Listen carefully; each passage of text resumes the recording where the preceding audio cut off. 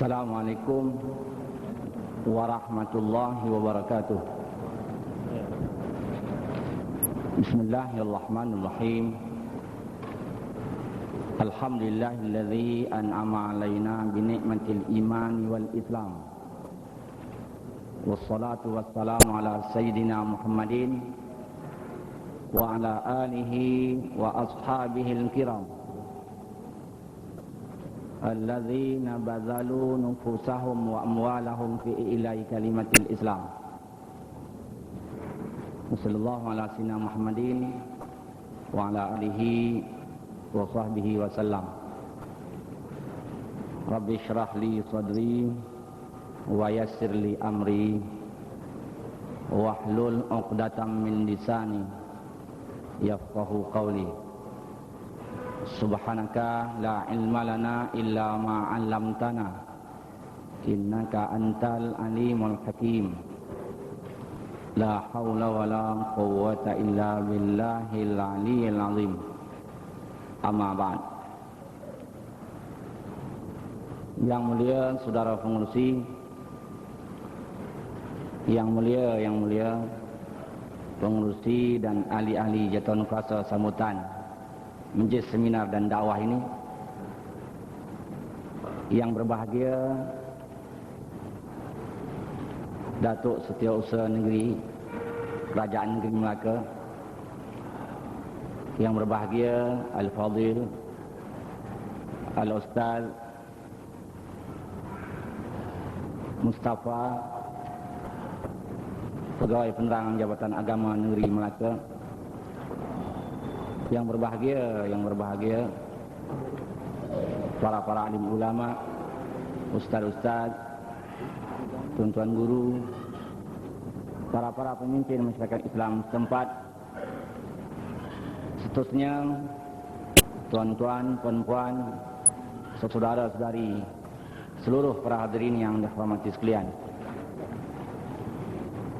Saya sungguh rasa syukur kepada Allah Subhanahu wa taala kerana dengan izinnya saya pada malam ini dapat ikut serta di majlis seminar dan dakwah yang dianjurkan oleh siswa-siswi negeri Melaka ini, dan kebetulan pula saya bercakap pada malam ini adalah di majlis penutupnya.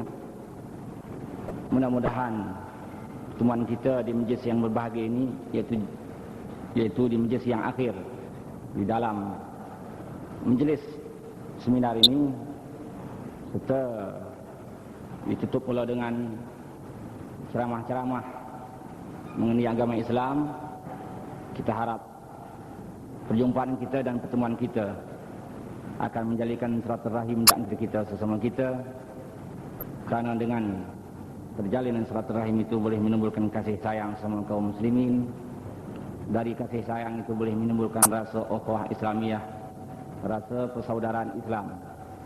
Dari rasa persaudaraan Islam itu boleh menimbulkan perpaduan umat Islam.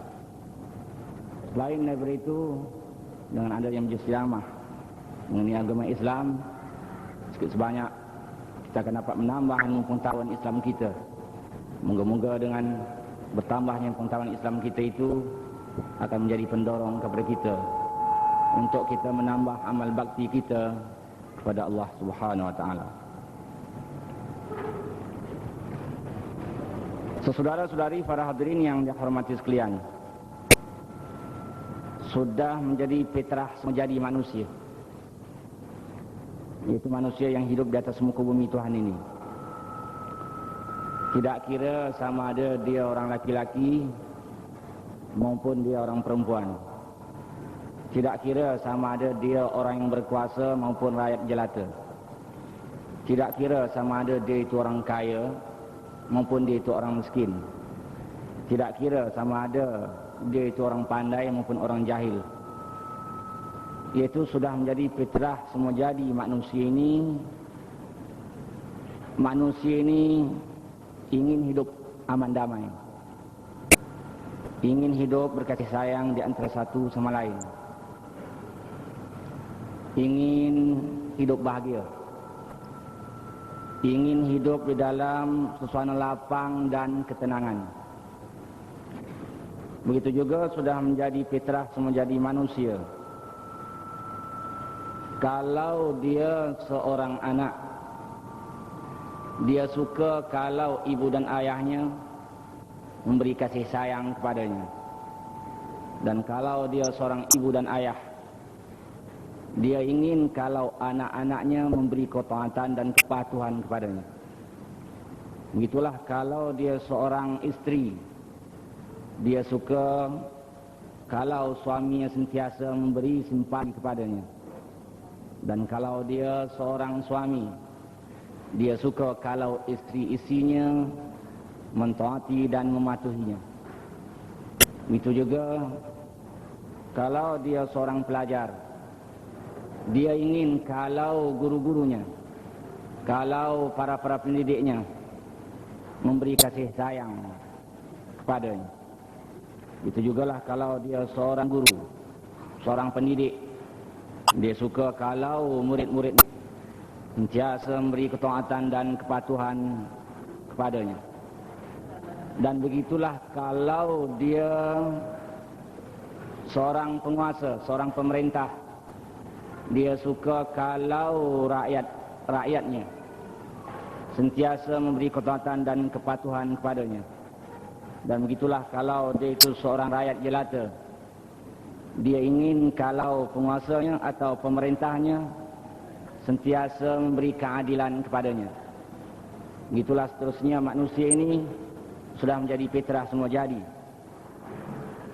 Dia tidak suka kalau berlaku di tengah kehidupannya adanya kemungkaran, adanya maksiat, adanya bermacam-macam bentuk jenayah, seperti adanya perbunuhan, perkalian, perompakan, perogolan, penzinahan, krisis demi krisis, dan seterusnya.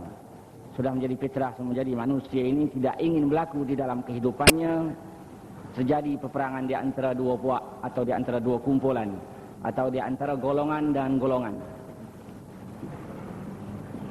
Kerana perkara-perkara yang saya sebutkan tadi semuanya itu akan menyusahkan hidup manusia.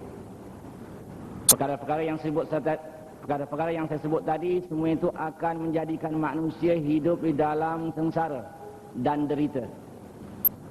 Menjadikan manusia ini hidup di dalam kanan jiwa.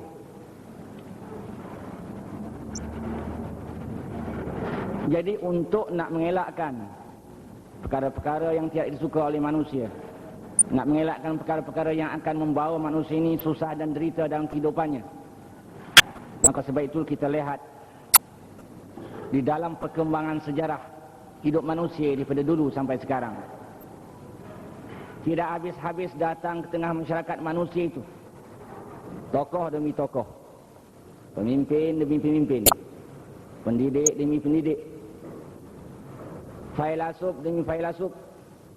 Mereka datang ke tengah masyarakat membawa peraturan-peraturan hidup yang mereka lagang daripada otak mereka. Mereka membuat peraturan untuk rumah tangga supaya rumah tangga bahagia. Mereka membuat peraturan untuk kampung halaman mereka supaya masyarakat kampung halaman mereka bahagia. Mereka membuat peraturan terhadap masyarakat, terhadap ekonominya, terhadap pendidikan dan pengajarannya, kepada negaranya dan seterusnya, peraturan-peraturan dan akta-akta untuk alam sejagat ini. Supaya dengan peraturan-peraturan itu manusia tidak bergaduh lagi, tidak berkrisis lagi, tidak berperang lagi. Supaya manusia dengan peraturan-peraturan itu tidak akan melakukan kemungkaran dan maksiat lagi, tidak mencetuskan lagi sebarang bentuk jenayah. Supaya dengan peraturan-peraturan itu anak-anak akan mematuhi ibu dan ayahnya, dan ibu dan ayah sentiasa memberi kasih sayang kepada anak-anaknya. Murid-murid sentiasa memberi ketaatan dan kepatuhan kepada guru-gurunya, dan guru-gurunya sentiasa memberi kasih sayang kepada anak-anaknya. Istri-istrinya akan sentiasa memberi kepatuhan kepada suaminya, dan suami-suaminya sentiasa memberi simpati kepada istri-istrinya. Supaya rakyat jelata mematuhi pemerintahan yang pemerintahan sentiasa memberi keadilan kepada rakyat. Sesuatu hari para hadirin yang dirahmati sekalian, Tetapi apa yang dapat kita pastikan di dalam sepanjang sejarah manusia, yang dapat kita lihatkan di dalam sepanjang sejarah manusia daripada dulu hinggalah zaman sekarang ini, makin banyak tokoh-tokoh yang datang ke tengah masyarakat, makin banyak pendek-pendek yang tampil ke tengah masyarakat, makin banyak filosof-filosof yang datang tampil ke tengah masyarakat membuat peraturan-peraturan hidup yang dilagang oleh otak mereka, maka kehidupan manusia makin bertambah kacau, kemungkaran bertambah-tambah menjadi, jinayah bertambah menebal, maksiat dan kejahatan makin banyak, anak-anak makin tidak patuh dengan ibu dan ayah, ibu dan ayah makin cuai mendidik anak-anaknya, guru-guru tidak bertanggung jawab kepada murid-muridnya, dan murid-murid yang tidak mematuhi kehendak guru-gurunya. Begitu juga rakyat jelata tidak mau mematuhi pemerintahannya. Dan begitulah seterusnya pemerintah-pemerintah di dunia hari ini tidak dapat melakukan keadilan kepada rakyat. Itu juga dengan peraturan-peraturan itu tidak berjaya memberhentikan dan merehatkan manusia daripada berkisih, daripada bergaduh, daripada bercakaran di antara satu sama lain. Dan tidak berjaya juga peraturan itu untuk merehatkan manusia daripada berlakunya peperangan di antara dua puak ataupun di antara dua bangsa. Bahkan peperangan makin menebal, makin menjadi-jadi hingga hari ini darah tidak kering-kering tumpah ke bumi. Maka akhirnya terjadilah masyarakat manusia ini, akhirnya terjadilah kehidupan manusia ini, akhirnya terjadilah alam Tuhan ini sebagaimana yang Allah gambarkan melalui ayat Al-Quranul Karim yang berbunyi, Bismillahirrahmanirrahim. Zaharal fasadu fil barri wal bahr bima kasabat aydin nas liyadzuqul azab. Zahara fasadu fil barri wal bahri bima kasabat aydin nas liyadzuqul azab. Lahirlah kerosakan di lautan dan di daratan oleh kerana usaha manusia itu sendiri, oleh kerana perbuatan manusia itu sendiri, oleh kerana sikap manusia itu sendiri, oleh kerana perbuatan dan perjuangan manusia itu sendiri. Maka akibat daripada itu bukan Tuhan yang susah, tetapi manusia yang susah. Akibat dari itu bukan Tuhan yang menderita, tetapi manusia yang menderita. Inilah yang dikatakan neraka dunia, neraka sementara waktu.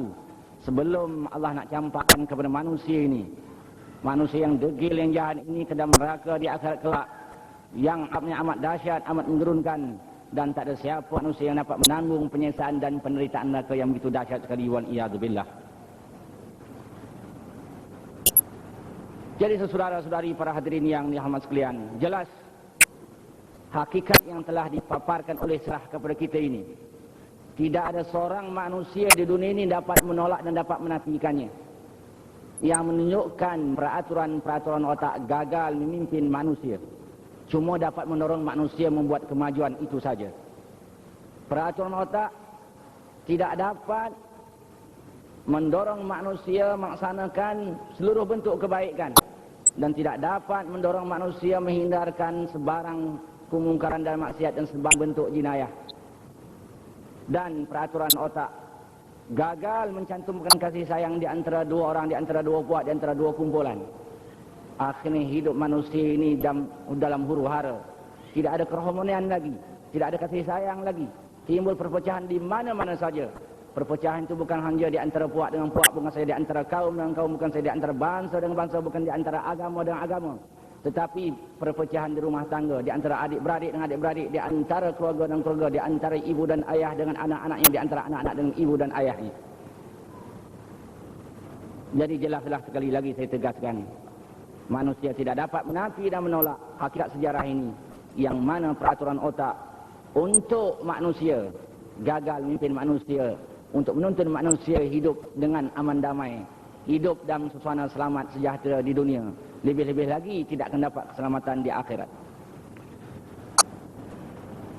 Maka oleh sebab itulah para hadirin yang dihormati sekalian, dengan rahmat Allah, dengan kasih sayang Allah kepada alam, khususnya kepada manusia, maka Allah utus pemimpin-pemimpin yang Allah sendiri lantik, iaitulah kedatangan para rasul alaihi wassalatu wassalam, bermula daripada Nabi Adam alaihi salam, berakhir dengan junjungan Nabi besar Muhammad sallallahu alaihi wasallam.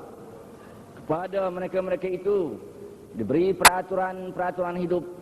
Maka dengan peraturan-peraturan hidup yang Allah telah sampaikan kepada para rasul-rasul alaihi wassalatu wasallam itu, maka rasul-rasul itu datang tengah masyarakat, berjuang dan berjihad memimpin manusia, serta dengan peraturan itu mengubat penyakit masyarakat.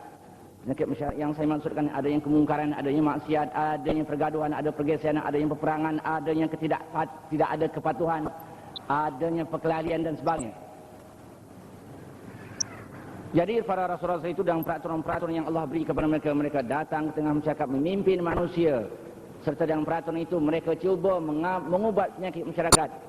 Mana puak-puak, mana kaum-kaum, mana bangsa-bangsa menerima Allah sebagai Tuhannya dan telah menerima Rasul sebagai pemimpinnya dan telah menerima peraturan dari Allah itu sebagai peraturan hidupnya.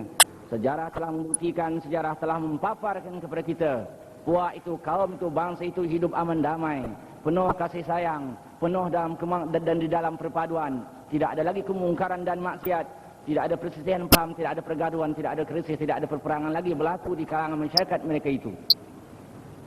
Peraturan yang paling lengkap ialah peraturan yang Allah telah sampaikan kepada junjungan Nabi besar Muhammad sallallahu alaihi wasallam, terkenal dengan agama Islam itu ataupun syariat Islam ataupun dinul Islam. Maka dengan peraturan-peraturan Islam yang Allah telah sampaikan kepada junjungan Nabi besar Muhammad sallallahu alaihi wasallam, maka Rasulullah sallallahu alaihi wasallam dengan ajaran Islam itu datang tengah masyarakat memimpin manusia.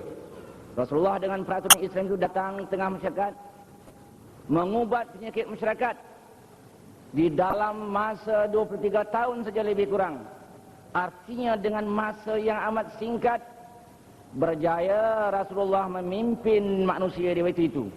Berjaya Rasulullah dengan perjuangan yang begitu pendek dan singkat dapat mengubah penyakit masyarakat hingga di waktu Rasulullah, hingga masyarakat di waktu Rasulullah itu tidak ada lagi kemungkaran, tidak ada maksiat, tidak ada lagi bentuk jenayah, tidak ada pergaduhan, tidak ada pergeseran, tidak ada krisis, tidak ada peperangan yang berlaku di kalangan umat Islam itu sendiri. Maka hiduplah di dalam bahagia, di dalam aman damai, di dalam persaudaraan, dalam kasih sayang, dalam silaturahim, di dalam perpaduan. Maka kejayaan Rasulullah dengan masa yang amat singkat ini, yaitu di dalam 23 tahun dapat memimpin manusia daripada manusia yang jahat kepada manusia yang baik, daripada manusia yang rakus kepada manusia yang tunduk dan patuh kepada perintah Allah, daripada manusia yang berpecah kepada manusia yang berpadu, daripada manusia yang bergaduh dan berkelahi kepada manusia yang berkasih sayang di antara satu sama lain, daripada manusia yang tamak timbul manusia yang menjadi manusia yang pemurah, daripada manusia yang kemungkaran dan maksiat menjadi amalan mereka, timbul manusia yang indah akhlaknya. Kejayaan Rasulullah dalam masa 23 tahun, artinya kejayaan Rasulullah dengan masa yang amat singkat ini, hingga ke hari ini orientalis barat, orang-orang barat, daripada orang Kristen dan orang Yahudi juga, tak habis-habis mengkaji tentang kejayaan Rasulullah ini. Mereka hingga hari ini tak habis-habis mengkaji di mana rahsia kejayaan Rasulullah. Begitulah para hadirin yang dirahmati sekalian, Rasulullah disambung oleh para sahabat ridwanullah alaihim, kemudian disambung pula oleh para tabi'in, seterusnya disambung oleh tabi'in, dan seterusnya disambung oleh umum salafus salih zaman dahulu. Dan mereka juga sedikit sebanyak sudah dapat membuat kejayaan. Mereka juga dapat membuat penyakit masyarakat. Mereka juga dapat membersihkan masyarakat daripada sebangku kemungkaran dan maksiat. Mereka juga dapat menjalinkan kasih sayang dan silaturahim dan perpaduan di kalangan umat di waktu itu.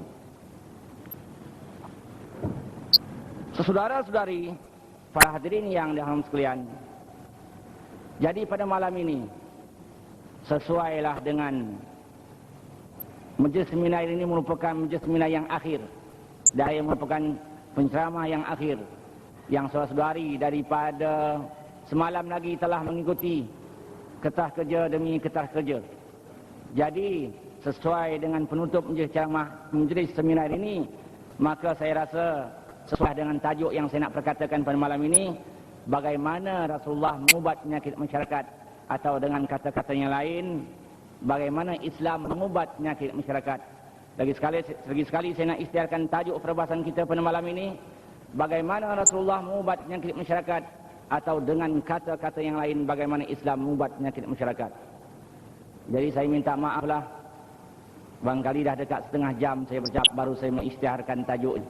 Mungkin barangkali ini satu perkara yang boleh melanggar tradisi mana-mana majlis. Setengah-setengah orang kalau berceramah, awal-awal bismillah lagi dalam mengisytiharkan tajuk yang nak diberkatakannya. Tiba-tiba saya dah bercakap 20 minit ataupun hampir setengah jam baru mengisytiharkan tajuknya. Kalau ini merupakan melanggar tata tertib orang Melaka ni, saya minta maaf lah. Memang dah style saya begitu. Jadi tajuk perbahasan kita pada malam ini, para hadirin yang dirahmati sekalian, ialah bagaimana Rasulullah mengubat penyakit masyarakat, atau dengan kata-kata yang lain bagaimana Islam mengubat penyakit masyarakat. Sebelum saya memaparkan bagaimana Rasulullah mengubat penyakit masyarakat ataupun bagaimana Islam mengubat penyakit masyarakat, ingin saya nak memaparkan lebih dahulu tentang manusia-manusia di dunia ini nak mengubat penyakit masyarakat dengan peraturan otak sebagai perbandingan. Yang dapat kita lihat dan yang dapat kita pastikan di dunia hari ini dan manusia yang sebelum kita, ada setengah-setengah manusia di dunia ini nak mengubat penyakit masyarakat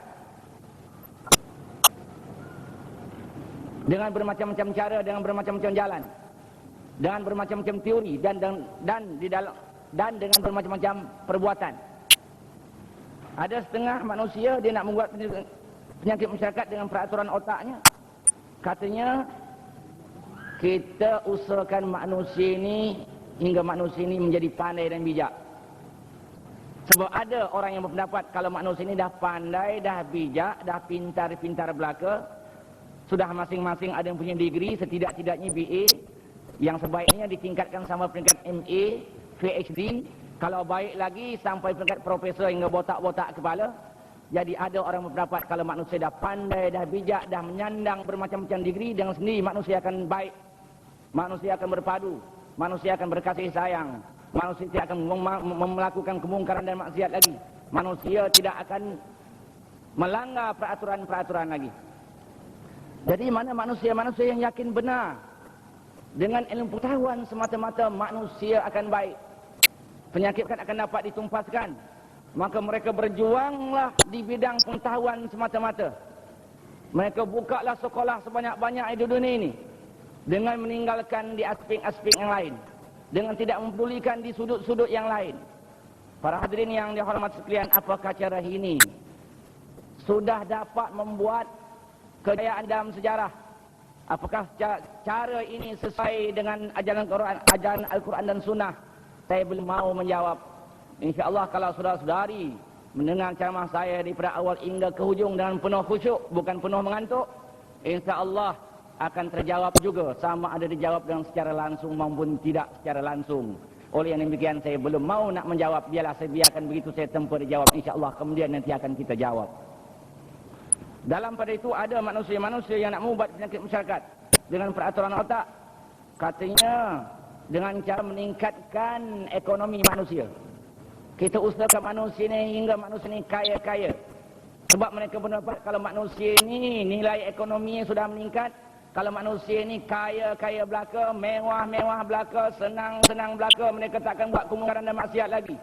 Mereka tidak akan bergaduh lagi, mereka tidak akan krisis lagi, mereka akan tidak buat kemungkaran lagi, mereka tidak akan menciptakan jenayah lagi, mereka tidak akan mau berperang lagi.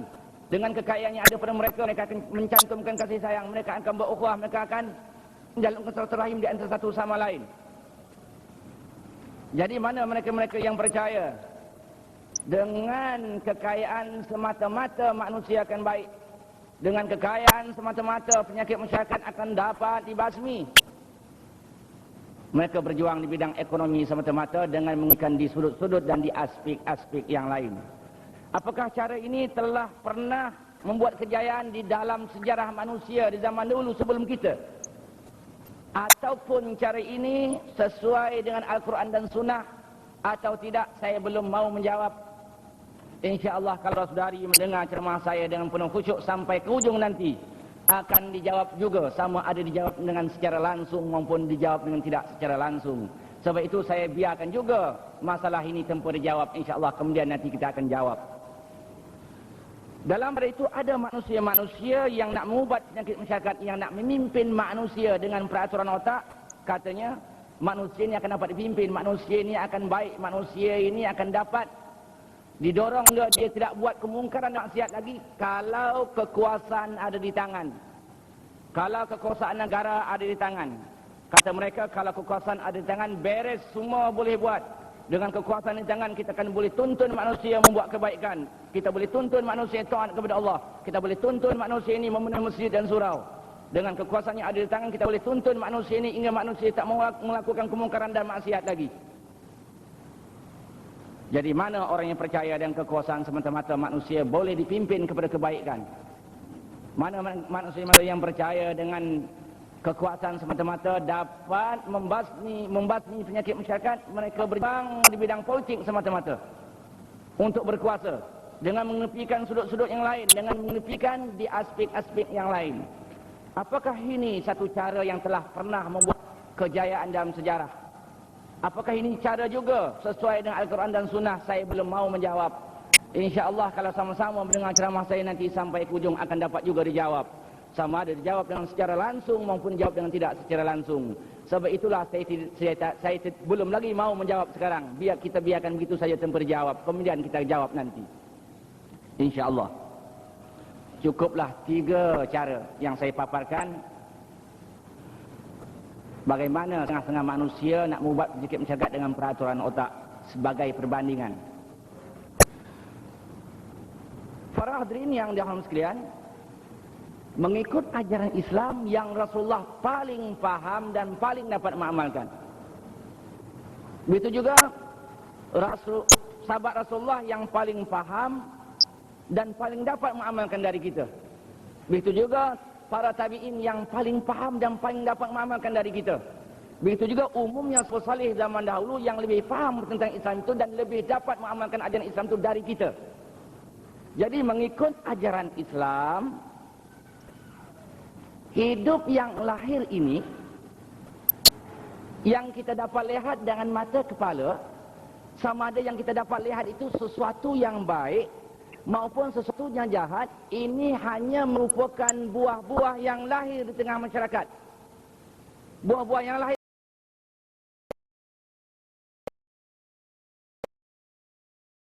di tengah masyarakat manusia, yang mana ada batangnya, ada pokoknya. Bagi manusia-manusia yang dekat dengan otak semata-mata, mereka hanya dapat melihat buah-buah, tetapi mereka tidak dapat melihat batang dan pokok yang melahirkan buah itu. Tetapi bagi orang yang benar-benar beriman dan faham Islam serta dapat mengamalkan ajaran Islam sungguh-sungguh, seperti Rasulullah, seperti para sahabat Rasulullah, seperti para tabi'in, seperti umumnya salafus salih zaman dahulu, bukan saja dapat melihat buah, tetapi dapat melihat batang dan pokok yang melahirkan buah itu. Sebab itu mereka mudah berjaya memimpin masyarakat karena mereka bukan memikirkan buah sangat, tetapi mereka memikirkan pokok, memikirkan batang. Ini penting saya nak ulang lagi. Ini penting saya nak ulang lagi. Ini merupakan intisari ceramah kita, intisari perbahasan kita pada malam ini. Saya nak ulang lagi. Mengikut ajaran Islam, hidup yang lahir ini, hidup yang lahir yang kita dapat lihat dengan mata kepala, tak kira lah apa yang kita lihat itu sama ada baik maupun buruk. Mengikut ajaran Islam ini merupakan buah saja. Buah yang lahir, buah yang muncul di tengah masyarakat manusia, di tengah kehidupan manusia. Buah-buah ini ada batangnya, ada pokoknya. Bagi manusia yang sana dengan otak semata-mata hanya boleh melihat buah tetapi tidak dapat melihat pokok yang melahirkan buah itu. Tetapi bagi orang yang benar-benar beriman dan faham Islam dan dapat mengamalkan ajaran Islam sungguh-sungguh, macam Rasulullah, macam para sahabat, macam para tabi'in, macam umumnya salafus salih zaman dahulu, bukan saja dapat melihat buah tetapi dapat melihat dan dapat mengetahui pokok dan batang yang melahirkan buah itu.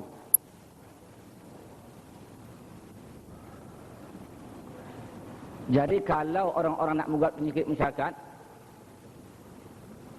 dengan peraturan otak hanya dapat melihat buah, tidak dapat melihat pokok, dia tengok buah itu buah beracun, buah berduri, buah itu kalau dimakan akan memabukkan, dia musnahkan buah. Padahal kalau buah itu masih ada pokoknya lagi, masih ada batangnya lagi, sebuah kita buang. Seperti kita buang akan tumbuh lagi 10 buah. 10 buah kita akan musnahkan, akan lahir 100 buah. 100 buah kita akan musnahkan, akan lahir ribuan buah-buah yang pahit, yang beracun, yang akan merosakkan kehidupan manusia, siapa manusia yang memakannya.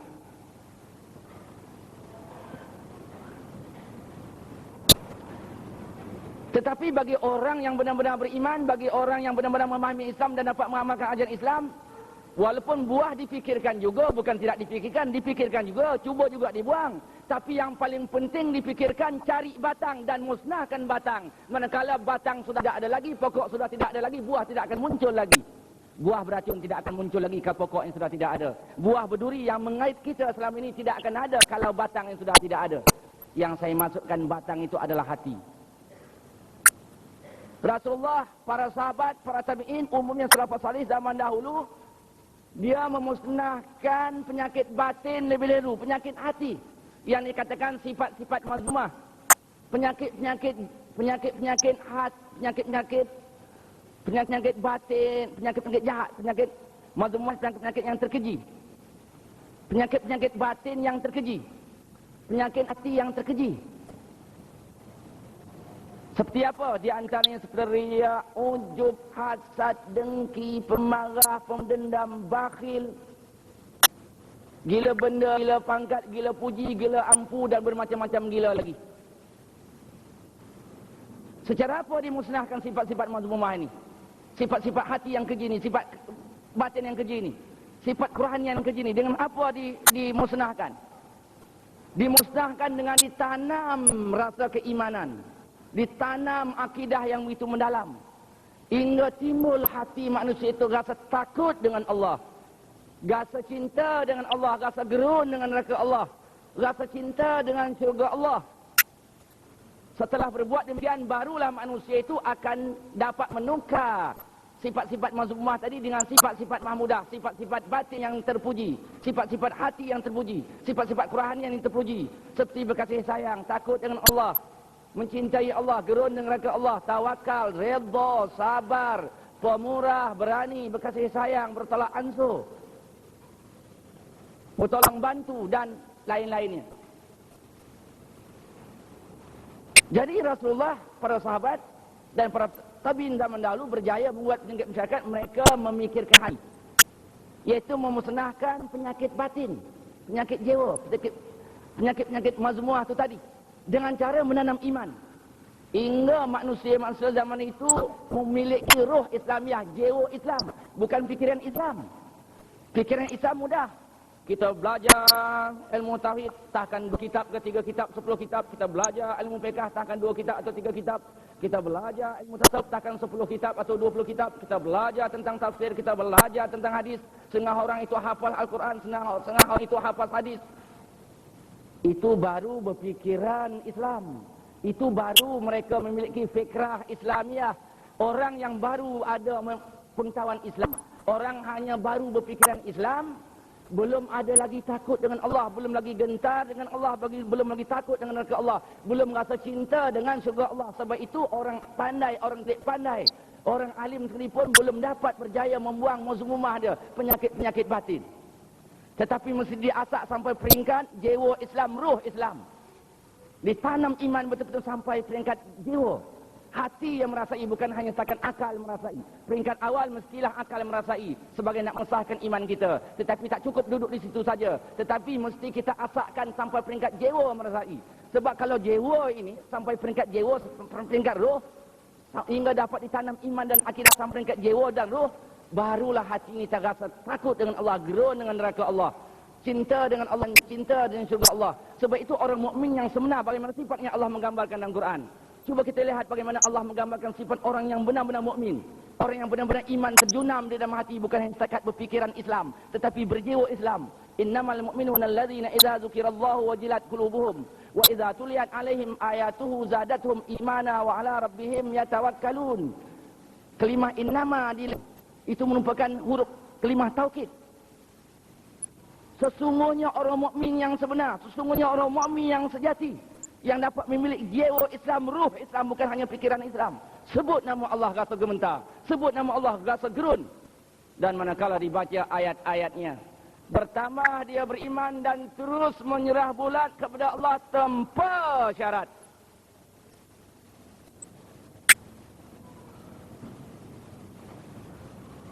Saudara-saudari para hadirin yang sekalian, jadi Islam berjaya mengubat penyakit masyarakat yang lahir ini kerana dapat mengubat penyakit batin lebih dahulu. Ini sesuai Rasulullah ada bersabda, inna fil jasadi mudghah, idza saluhat saluhal jasadu kulluh, wa idza fasadat sadal jasadu kulluh, ala wahyal qalbu. Di dalam diri manusia itu ada seketul daging. Manakala seketul daging itu baik, baiklah seluruh anggota lahir manusia. Manakala seketul daging itu jahat, jahatlah seluruh anggota lahir manusia. Ketahui olehmu, itulah dia hati. Membaiki hati dengan cara menanamkan iman. Bila iman dah ditanam sampai peringkat hati, barulah hati itu rasa gerun dengan Allah, takut dengan Allah, gerun dengan neraka Allah, cinta dan surga Allah. Akhirnya sikit demi sikit dia akan mengungkai sifat-sifat mazmumah. Dia akan buang riak, ujub, hasad, dengki, pemarah, bakhil dan sebagainya itu. Dan sikit demi sikit pula diganti dengan sifat-sifat terpuji. Dengan kasih sayang, dengan sabar, dengan redha, dengan zuhud, dengan tawakal, dengan pemaaf, mudah memberi maaf, dengan tawaduk, merendah diri, berkasih sayang di antara satu sama lain, pemurah dan sebagainya. Jadi Rasulullah berkata, dalam diri manusia ada seketul daging. Kalau daging itu baik, baik seluruh anggota lahir manusia. Manakala seketul daging itu jahat, jahatlah seluruh anggota lahir manusia. Itulah dia hati. Sesuai dengan apa yang diperkatakan oleh Allah melalui Al-Quran. Dikuatkan oleh Allah melalui Al-Quran. Memanglah Rasulullah itu apa yang dia perkatakan, apa yang dia berbuat. Rasulullah tidak memandai-mandai. Apa yang diperkatakan oleh Rasulullah, apa yang dibuat oleh Rasulullah, Rasulullah tidak memandai-mandai. Apa yang diperkatanya, apa yang dibuatnya adalah telah dapat disetujui daripada Allah Subhanahu wa taala. Wa ma yantiqu 'anil hawa in huwa illa wahyun yuha. Tidaklah Rasulullah itu bercakap mengikut hawa nafsunya, tetapi apa yang telah diwahyukan oleh Allah kepadanya. Sebab itu di dalam ayat Quran kita dapati satu ayat menguatkan hadis Rasulullah tadi, ataupun menguatkan sabda Rasulullah tadi. Satu ayat yang biasa kita dengar, yang biasa kita ucapkan, yang biasa kita syarahkan. Ayat itu berbunyi, Innallaha la yughayyiru ma biqaumin hatta yughayyiru ma bi anfusihim. Innallaha la yughayyiru ma biqaumin hatta yughayyiru ma bi anfusihim. Sesungguhnya Allah Subhanahu wa taala tidak akan mengubah nasib sesuatu bangsa itu, melainkan bangsa itu mengubah apa yang ada dalam diri mereka. Allah berkata, ubah apa yang ada dalam diri mereka. Ma bi anfusihim. Al-ba di sini, ba di sini makna fi. Kalau kita belajar ilmu saraf atau belajar nahwu, ba di sini artinya fi, dalam, pada. Ini huruf jar. Saya terjemahkan lagi. Sesungguhnya Allah Subhanahu wa taala tidak akan mengubah nasib sesuatu bangsa, melainkan bangsa itu sendiri mengubah apa yang ada dalam diri mereka. Ubah hati.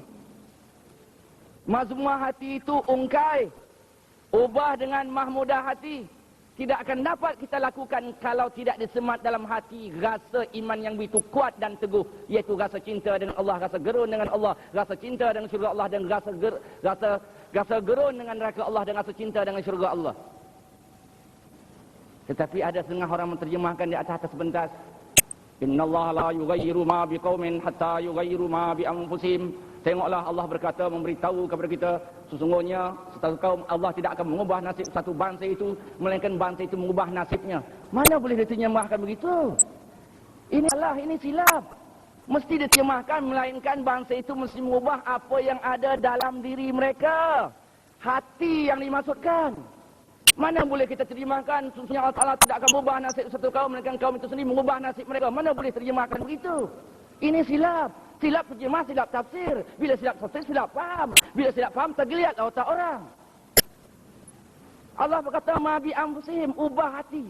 Bangsa itu nak merubah daripada jahat kepada baik, daripada berpecah kepada berpadu, daripada tidak ada kasih sayang kepada kasih sayang, daripada banyak yang kemungkaran tengah masyarakat kaum itu, hingga nak lahirkan satu masyarakat yang bersih daripada kemungkaran. Mesti ubah hati-hati kaum itu sendiri. Ubah hati mereka itu. Kaum itu mesti sanggup mengubah hati mereka, iaitu buang mazmumah hati mereka dan ganti dengan sifat mahmudah hati mereka. Tetapi perkara itu tidak akan dapat kita lakukan, saya dah katakan tadi, mesti dengan cara menanam iman. Hingga hati terrasa kebesaran Allah, terrasa kehebatan Allah. Hingga hati itu disebut neraka saja gerun rasa hati. Bila sebut surga saja rasa gerah dan cicir air liu.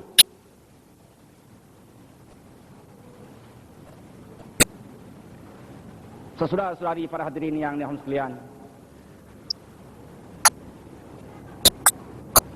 kalau kita rasa dengan akal kita pun logik. Sebab berdasarkan pengalaman kita, kita boleh rasa bagaimana peranan hati. Saya nak tanya saudara-saudari pada malam ini. Saudara-saudari yang datang ke dewan pada malam ini, siapa suruh? Hidung ke suruh? Mata ke? Misai ke? Janggut ke? Tangan ke? Kaki ke? Tak. Tangan diperintah saja, kaki ni datang, walau sakit-sakit tembang tanpa heret juga. Bukan dia nak, dia ni diperintah. Siapa perintah? Hati. Kalau hati tak perintah, walau sebelah dewan rumah dia tak datang. Tetapi hati dah perintah, walau 200 batu datang juga, walau seret kaki, walau kaki sakit. Nampak peranan hati. Jadi kalau hati itu telah jahat, penuh bersarang dengan sifat-sifat mazmumah, sifat-sifat yang terkeji. Kerana tak takut dengan Allah, tak gerun dengan Allah, sekadarkan percaya Allah ada tapi tak takut dengan Allah. Tak gerun dengan Allah, sekadar percaya neraka ada. Tak gerah dengan syurga Allah, sekadar percaya syurga ada. Hati yang jahat itu akan dorong mulut buat jahat, bercakap jahat. Bila hati jahat, hati yang jahat dorong mulut bercakap jahat. Dia mengumpat, dia mempertenah, dia mencarut. Lahirlah ke tengah masyarakat sesuatu yang jahat, yang dilahirkan oleh mulut yang jahat. Mulut yang jahat ini bukan kerana apa? Kerana hati jahat. Mengapa hati jahat? Kerana hati ini tak takut dengan Allah, tak gerun ke Allah, sekadar percaya Allah ada, sekadar percaya syurga ada. Nampak? Bila hati jahat, hati ni dorong buat mata buat jahat. Bila didorong mata buat jahat, jadilah mata-mata keranjang. Bila mata-mata keranjang, dia tidak akan tengok benda yang baik. Dia tidak akan tengok Al-Quran. Dia tidak akan tengok sunnah Rasulullah. Yang dia tengok peha orang, yang dia tengok dada orang, yang dia tengok betis orang, yang dia tengok rambut orang, yang dia tengok kepala orang. Ampun maaf, lebih-lebih zaman sekarang peha terdedah, betis terdedah. Di mana-mana boleh senang mata melihat betis terdedah dan peha terdedah, dada terdedah, belakang terdedah dan bermacam-macam terdedah. Maka lahir pula kejahatan di tengah masyarakat yang dicetuskan oleh mata yang jahat. Mata yang jahat oleh kerana dorong oleh hati yang jahat. Hati yang jahat ini tidak lain tidak bukan kerana hati belum takut dengan Allah, sekadar percaya Allah itu ada. Hati ini belum takut dengan neraka Allah, sekadarkan percaya neraka itu ada. Bila hati ini jahat, hati yang jahat akan dorong tangan buat jahat. Kalau tangan ini didorong buat jahat, tangan ini akan membuat benda yang jahat. Tangan ini akan memegang yang jahat. Dia mencetuskan jahat. Lahirlah kejahatan di tengah masyarakat yang dicetuskan oleh tangan-tangan yang jahat.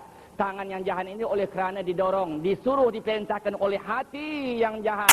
Hati yang jahat oleh kerana hati itu belum takut dengan Allah dan belum gerun dengan Allah. Sekadar hati itu percaya, sekadar akalnya percaya Allah ada dan syurga itu ada, neraka itu ada dan syurga ada. Lahir pula lah ke tengah masyarakat kejahatan yang dicetuskan oleh tangan tadi. Manakala hati jahat, hati ini pula dorong kaki. Kaki pula menghala tempat yang jahat. Dia hala tempat judi, dia hala ke panggung-panggung wayang, dia hala di disko-disko, di kelab-kelab malam, di tempat peleseran dan pelacuran. Maka tercetuslah kejahatan di tengah masyarakat yang dicetuskan oleh kaki yang jahat oleh kerana hati yang jahat. Hati yang jahat itu oleh kerana tidak gerun dan tidak takut dengan Allah dan tidak gerun dengan neraka Allah, sekadar percaya Allah itu ada dan neraka itu ada. Bahkan hati yang jahat ini akan diperintahkan seluruh anggota lahir dan batin manusia mencetuskan kejahatan di tengah masyarakat. Akhirnya kejahatan yang lahir di tengah masyarakat Itu yang merupakan penyakit-penyakit lahir yang saya masukkan tadi, yang didorong oleh anggota-anggota yang jahat, kerana dia juga didorong oleh hati yang jahat.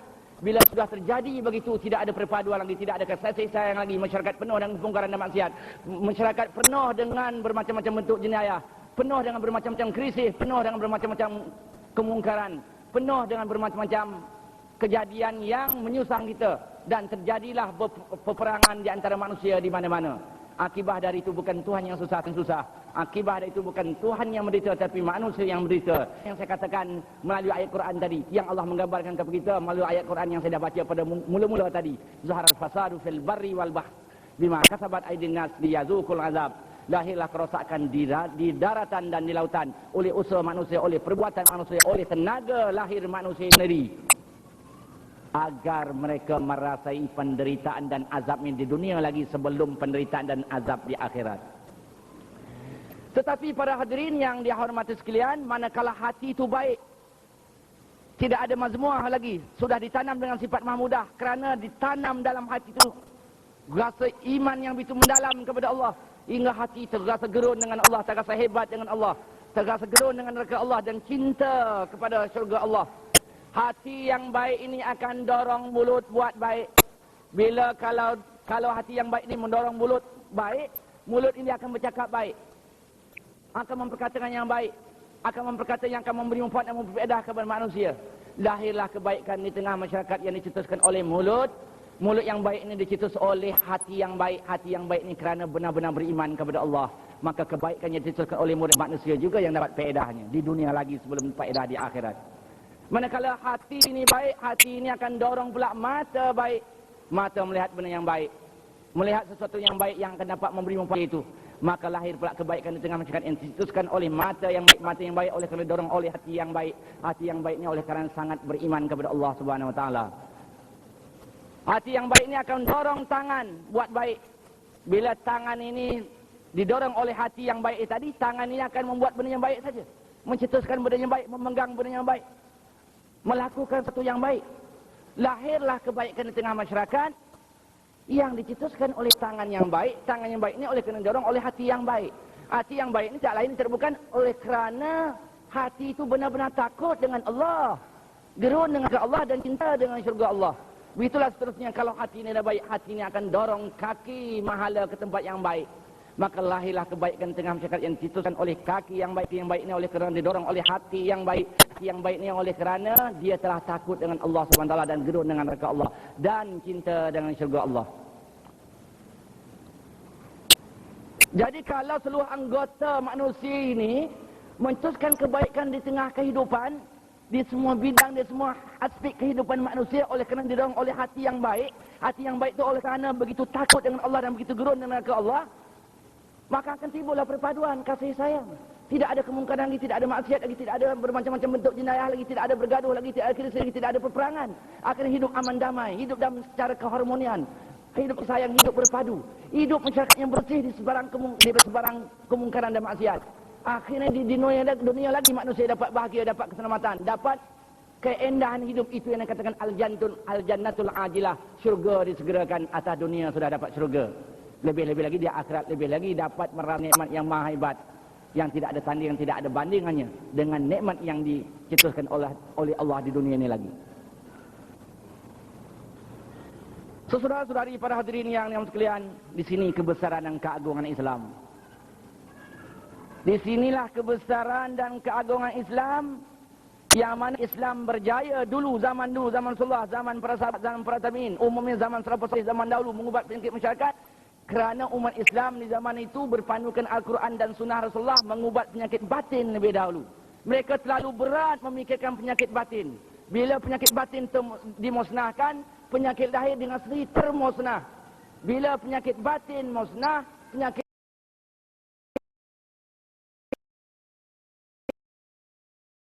lahir dengan sendiri termusnah. Bila batin ini baik, dengan sendiri lahir akan tercetus kebaikan. Di sini kebesaran dan keagungan Islam yang tak dapat dilakukan oleh manusia yang nak mengubat penyakit masyarakat dengan otak semata-mata. Jadi di antara keagungan dan kebesaran Islam setelah mengubat hati manusia, yang telah berlaku di zaman Rasulullah, zaman sahabat, zaman tabi'in, umum zaman salafus salih, zaman dahulu. Saya nak mempaparkan 3-4 cerita. 3-4 perkara. Melalui bermacam-macam sudut dan aspeknya. Di antara kebesaran dan keagungan Islam setelah mengubah hati manusia yang telah berlaku di zaman dahulu, zaman salafus salih, tak cuma di zaman Rasulullah. Mana orang-orang yang kaya setelah hati yang diubat dapat mendorong orang-orang kaya di zaman itu sanggup menjadi bank kepada masyarakat Islam. Saya nak menyebut 2-3 contoh umpamanya. Katalah Sayyidina Abdul Rahman bin Auf, seorang ahli ekonomi, seorang saudagar besar di zaman Rasulullah, pakar ekonomi di zaman Rasulullah. Manakala kaum muhajirin berpindah ke Madinah, disambut oleh orang Islam Madinah yang katakan kaum Ansar itu.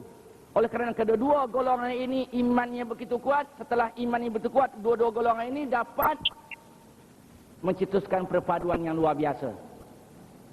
Setelah timbul perpaduan yang luar biasa, yang mana sebelum kedatangan Islam di Madinah, di Madinah itu masyarakatnya dan ekonominya dikuasai, dimonopoli oleh orang-orang Yahudi di tiga golongan. Bani Nadir, Bani Mustalik, Bani Quraidah. Lebih kurang 5,000 orang penduduk, orang-orang Yahudi. Hingga orang-orang Arab zaman jahiliah di waktu itu menjadi hamba pecacai. Segala kekuatan ekonominya, bahan-bahan mentahnya dibeli oleh orang Yahudi dengan harga yang paling murah. Kemudian orang Yahudi proses, dijadikan benda-benda, dijadikan barang-barang. Kemudian diedar balik, dijual balik ke tengah masyarakat umat Arab jahili itu dengan harga yang paling mahal. Tapi setelah bercantumnya dua golongan orang mukmin yang begitu beriman kepada Allah hingga tercetus kasih sayang yang luar biasa. Selepas itu Rasulullah perintahkan kepada para sahabat, bangunkan sebuah pasar berhampiran dengan pasar orang Yahudi, dikatakan Suqul Ansar, pasar orang Ansar. Kemudian Rasulullah melantik Sayyidina Abdul Rahman bin Auf, seorang pakar ekonomi di zaman Rasulullah, sebagai pengarah pasar ataupun sebagai menteri ekonominya di waktu itu. Oleh kerana semangat iman dan semangat perpaduan yang luar biasa yang tercetus di kalangan umat Islam. Di samping pandainya Sayyidina Abdul Rahman bin Auf mengendalikan urusan pasar dan urusan ekonomi dan perniagaan, maka akhirnya bagaimana? Orang Yahudi selama ini mendapat kaya raya daripada masyarakat Arab jahiliah di waktu itu. Akhirnya setelah kedatangan Islam, bukan saja tak dapat mencari kekayaan, nak mencari sesuap nasi pun susah. Akhirnya orang-orang Yahudi itu gulung tikal bantar meninggalkan Madinah. Sebab itulah orang Yahudi itu hingga hari ini dendam kesumatnya tidak habis-habis dilemparkan kepada masyarakat Arab. Kerana mereka terkenang datuk nenek mereka dulu tersingkir daripada Madinah oleh dibuat oleh datuk nenek orang Arab yang ada sekarang ini, selain daripada masalah agama. Kemudian kekayaan itu terkumpul kepada masyarakat Islam. Dan sebahagian kekayaan itu kumpul di tangan Sayyidina Abdul Rahman bin Auf. Tetapi setelah hati Sayyidina Abdul Rahman bin Auf diubat secara menanamkan iman, yang dulu Sayyidina Abdul Rahman bin Auf ini masa jahiliah itu bakhil. Harta orang, harta dia, tetap harta dia. Akhirnya bila dia terkumpul kekayaan di tangannya, harta orang tetap harta orang, harta dia nak jadikan harta orang. Maka Sayyidina Abdul Rahman bin Auf menjadi bank kepada masyarakatnya, kepada masyarakat Islam untuk membela fakir dan miskin Islam. Hampir habis hartanya. Ini kesan orang kaya yang hati sudah diubat. Begitu juga sejarah telah mempaparkan kepada kita para hadirin yang dirahmati sekalian, Sayyidina Utsman bin Affan, seorang saudagar besar di zaman Rasulullah. Oleh kerana besarnya kekayaan Sayyidina Utsman, pernah sejarah mempaparkan kepada kita, kalau orang-orangnya meniaga pergi ke negeri Syam ataupun pergi ke Palestin ataupun pergi ke Mesir dan lain-lainnya, kadang-kadang membawa barang ke Mekah ataupun sampai membawa ke Madinah 300 unta, 200 unta penuh dengan bermacam-macam khazanah yang berharga. Tetapi setelah hati Sayyidina Utsman bin Affan diubat, Sayyidina Utsman dah dapat mendorong Sayyidina Utsman menjadi bank kepada masyarakat Islam. Lebih 1/2 hartanya dikorban untuk membangun masyarakat Islam, untuk membantu fakir miskin Islam, hingga fakir miskin Islam di waktu itu tidak ada lagi bersandar nasib dengan orang-orang yang bukan Islam. Sayyidina Utsman seorang saudagar besar setelah hati diubat, dapat mendorong Sayyidina Osman menjadi bank kepada masyarakat Islam. Sayyidina Umar Ibn Khattab juga seorang saudagar besar di waktu itu. Setelah hatinya diubat, maka telah mendorong juga Sayyidina Umar Ibn Khattab menjadi bank kepada masyarakat Islam. Sejarah telah memaparkan kepada kita lebih 2/3 harta Sayyidina Umar Ibn Khattab dikorban untuk membangunkan masyarakat Islam, untuk membela fakir miskin Islam. Maka Sayyidina Umar Ibn Khattab juga telah menjadi bank kepada masyarakat Islam. Sayyidina Abu Bakar lebih-lebih lagi banyak berkorban setelah hatinya diubat. Oleh kerana terlalu banyak Sayyidina Abu Bakar Siddiq berkorban sehingga Rasulullah pun terkejut. Pernah satu hari Rasulullah berkata, "Wahai Abu Bakar, aku lihat engkau ni berkorban berhabis-habisan. Aku sedar, wahai Abu Bakar, engkau ada keluarga, engkau ada anak dan isteri. Apalagi yang kau akan pusakakan kepada anak dan isterimu, sedangkan harta kamu dah kamu kurbankan berhabis-habisan seperti mana yang saya lihat." Apa jawab Sayyidina Abu Bakar As-Siddiq? Bagaimana jawab Sayyidina Abu Bakar As-Siddiq? "Wahai Rasulullah, yang ada pada saya lagi hanya 2 perkara. Itulah saya akan pusat kepada keluarga saya. Yang ada lagi hanya 2 perkara, wahai Rasulullah, iaitu Allah dan Rasul." Bila Rasulullah mengatakan Allah dan Rasul saja, yang ada lagi menunjukkan kalau ada 1 sen lagi duit di poket, kalau ada 1 sen lagi duit di laci rumahnya, di selit-selit, di mana-mana didapati di rumahnya lah, itu pun habis dikorban untuk Islam. Lebih-lebih lagi lah Sayyidina Abu Bakar Siddiq setelah hati ini ubat, sanggup menjadi bank kepada masyarakat Islam. Ini kesan hati orang kaya telah diubat, setelah ditanam iman. Sebab itulah para hadirin yang dihormati sekalian, di zaman Rasulullah, di zaman para sahabat, tidak ada pening-pening kepala masyarakat Islam membangunkan bank Islam di waktu itu. Kenapa? Kerana setiap orang kaya Islam di waktu itu dengan sendiri menjadi bank kepada masyarakat Islam. Kalau ada 20 orang kaya Islam di waktu itu, dengan sendiri umat Islam mempunyai 20 bank Islam. Kalau ada 200 orang kaya Islam di waktu itu, artinya masyarakat Islam memiliki 200 bank Islam. Kalau ada 2000 umat Islam yang kaya di waktu itu, artinya masyarakat Islam mempunyai 2000 bank Islam yang sentiasa berkhidmat kepada masyarakat Islam. Sebab itu masa dulu tidak ada sibuk-sibuk nak membangunkan bank Islam. Cuma zaman sekarang sajanya sibuk-sibuk membangunkan bank Islam. Alhamdulillah jugalah, eloklah, lebih baik ada bank Islam daripada tak ada bank Islam. Dan kita berdoalah mudah-mudahan bank Islam ini berjaya. Sebab pada kita lebih baik ada bank Islam daripada tak ada bank Islam. Kerana kita sedar orang-orang kaya Islam hari ini sudah bakhil-bakhil, tak sanggup menjadi bank Islam. Sebab itulah terpaksa umat Islam ini mesti menumbuhkan bank Islam untuk berkhidmat kepada masyarakat Islam. Kerana orang-orang kaya Islam hari ini rasa miskin saja. Dah 2 juta rasa miskin, dah ada 20 juta rasa miskin, dah ada 200 juta rasa miskin saja. Sebab itu tak sanggup berkhidmat kepada masyarakat Islam. Terpaksa kita cetuskan bank Islam untuk keperluan masyarakat Islam. Ini dia kebesaran dan keagungan Islam telah mengubah hati orang kaya. Yang berlaku di zaman Salafus Saleh tidak berlaku di zaman kita. Kemudian kebesaran dan keagungan Islam lagi setelah mengubah hati. Tadi orang kaya, ini saya nak sebut orang miskin pula. Setelah diubah hati orang miskin dengan cara menanam iman dalam hati orang miskin, hingga timbul hati orang miskin itu mencinta akhirat, gerun dengan Allah, cinta dengan syurga Allah dan gerun ke Allah. Bagaimana? Dapat mendorong orang-orang miskin zaman dahulu redha dengan kemiskinannya, berpuas hati dengan kemiskinannya, sabar dengan kemiskinannya. Hingga orang-orang miskin di zaman Salafus Saleh, tak semua di zaman Rasulullah, tak pernah mengeluh, pernah kecewa, tak pernah peras dengan kemiskinan. Sebab itu mereka tidak menyusahkan masyarakat. Mereka tidak ada hasad dengki kepada orang-orang yang kaya. Mereka tidak merompak, tidak ada nak merosakkan barang-barang orang. Dan tidak menyusahkan masyarakat. Mereka redha dengan kemiskinan. Saya nak bawa 2 cerita. Daripada ribuan cerita, saya nak buat 2 cerita. Fakir miskin yang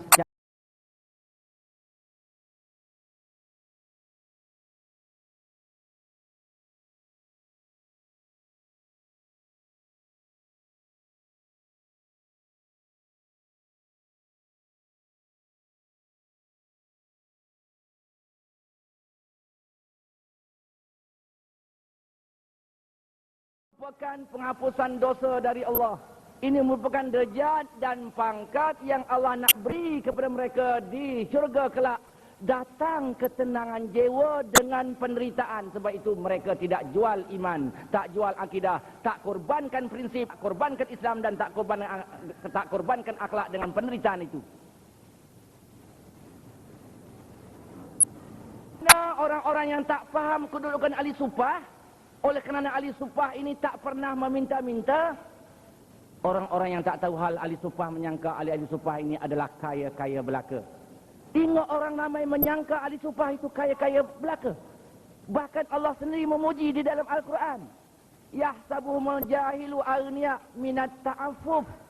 Orang-orang yang tak tahu hal kehidupan ahli sufah menyangka ahli-ahli sufah itu adalah kaya-kaya belaka. Kerana mereka tidak pernah meminta-minta. Yang sebenarnya ahli-ahli sufah itu adalah miskin dan papa. Ingat Allah berkata dalam Al-Quran, menceritakan tentang orang yang tak tahu kehidupan ahli sufah, menyangka ahli sufah kaya-kaya belaka kerana mereka tak pernah meminta. Yang sebenar ahli sufah itu adalah miskin dan papa. Apa yang mendorong mereka itu? Redha dengan kemiskinan, berpuas hati dengan kemiskinan, terhibur dengan kemiskinan. Nak kata kaya, kita kata dia miskin. Nak kata berkuasa, dia belum berkuasa di waktu itu. Nak kata pandai, baru belajar dengan Rasulullah. Tapi yang mendorong hati yang itu dalam imannya, setelah dibuang mazmumahnya, setelah diganti dengan mahmudah, itu mendorong ahli sufah redha dengan kemiskinan. Kalau kita lah miskin macam ahli sufah itu, merompaklah kerja kita. Hasad dengki dengan orang yang kaya. Buktinya orang kaya pun merompak, orang kaya pun tak senang dengan apa yang ada, orang kaya pun kadang-kadang menindas orang lain lagi. Betapa kalau miskin dan papa macam ahli sufah. Kemudian saya nak sebut orang miskin secara individu. Biarlah kita contohkan keluarga Rasulullah lebih baik. Sebab Rasulullah itu dan keluarganya menjadi contoh. Kana lakum fi Rasulillahi uswatun hasanah. Sesungguhnya kamu pada Rasulullah itu adalah ikutan yang amat baik. Itulah keluarga Rasulullah adalah ikutan yang amat baik. Saya nak menyebut Sayyidah Fatimah binti Rasulullah radhiyallahu anha. Sejarah telah mempaparkan kepada kita para hadirin. Sayyidah Fatimah daripada kecil hingga besar, hingga menjadi anak gadis, hingga menjadi isteri orang dalam kesusahan dan penderitaan. Di dalam kemiskinan dan kepapaan. Anak Rasulullah. Waktu kecil lagi ibunya meninggal dunia. Kemudian dipelihara oleh Rasulullah. Kemudian Rasulullah pun didik hidup secara ala kadar. Hingga besarlah Sayyidah Fatimah di tangan ayahnya yang sendiri Rasulullah sallallahu alaihi wasallam. Hingga besar, hingga menjadi anak gadis. Manakala sudah menjadi anak gadis, patut bersuami, malang lagi dapat suami orang yang paling miskin di waktu itu. Dapat seorang suami yang paling miskin di waktu itu. Kalau dapat Sayyidina Abdurrahman bin Auf, boleh tahan saudagar besar. Kalau dapat Sayyidina Osman, boleh tahan saudagar besar. Kalau dapat Sayyidina Umar bin Khattab, saudagar besar. Kalau dapat Sayyidina Abu Bakar, memang saudagar besar juga. Dapat orang yang paling miskin dan papa di waktu itu, Sayyidina Ali karramallahu wajhah. Hai, miskin campur miskin, jawabnya papa gedana lah. Ya tidak? Miskin campur miskin, jawabnya papa gedana. Dapat pula suami orang yang paling miskin di waktu itu, Sayyidina Ali. Sudahlah Siti Fatimah miskin, suaminya miskin pula. Sayyidina Ali ini dia mubaligh, pejuang, mujahid. Manakala keluar saja menjadi mubaligh, menjadi guru, menjadi pejuang. Oleh kerana kenderaan susah di waktu itu, oleh kerana perjalanan susah di waktu itu, terpaksa kadang-kadang meninggal rumah sebulan, terpaksa meninggal rumah 2 bulan, kadang-kadang 6 bulan, kadang-kadang setahun. Bukan macam kita, perjalanan senang, kenderaan senang. Malam ini masing-masing boleh balik. Saya pun boleh balik ke Kuala Lumpur, pukul 2 sampai, boleh bertemu dengan anak dan isteri. Jadi Sayyidina Ali keluar seminggu, 2 minggu, sebulan, 2 bulan baru balik. Sejarah telah mempaparkan kepada kita. Kerana susahnya Sayyidah Fatimah untuk nak mendapatkan 1-2 butir tamar pun terpaksa Sayyidah Fatimah yang mengusahakan setiap hari. Yang lebih menyedihkan lagi, sejarah telah mempaparkan kepada kita. Hampir setiap hari Sayyidah Fatimah mengangkut air sejauh 2 batu di atas padang pasir. Air yang dicedok daripada perigi menggunakan geriba, timba yang dibuat daripada kulit unta atau kulit kambing atau kulit lembu. Cuba kita fikir di padang pasir, ada kalanya di waktu malam terlalu sejuk, ada kalanya di waktu siang terlalu panas. Hampir setiap hari Sayyidah Fatimah mengangkut air sejauh 2 batu menggunakan geriba untuk mengambil air di dalam perigi yang begitu dalam, kadang-kadang sampai 2-30 depa. Begitu sejarah Islam membayangkan penderitaan Sayyidah Fatimah, kemiskinan Sayyidah Fatimah. Bahkan dikatakan Sayyidah Fatimah itu orang yang kurus kering kerana kurang makan.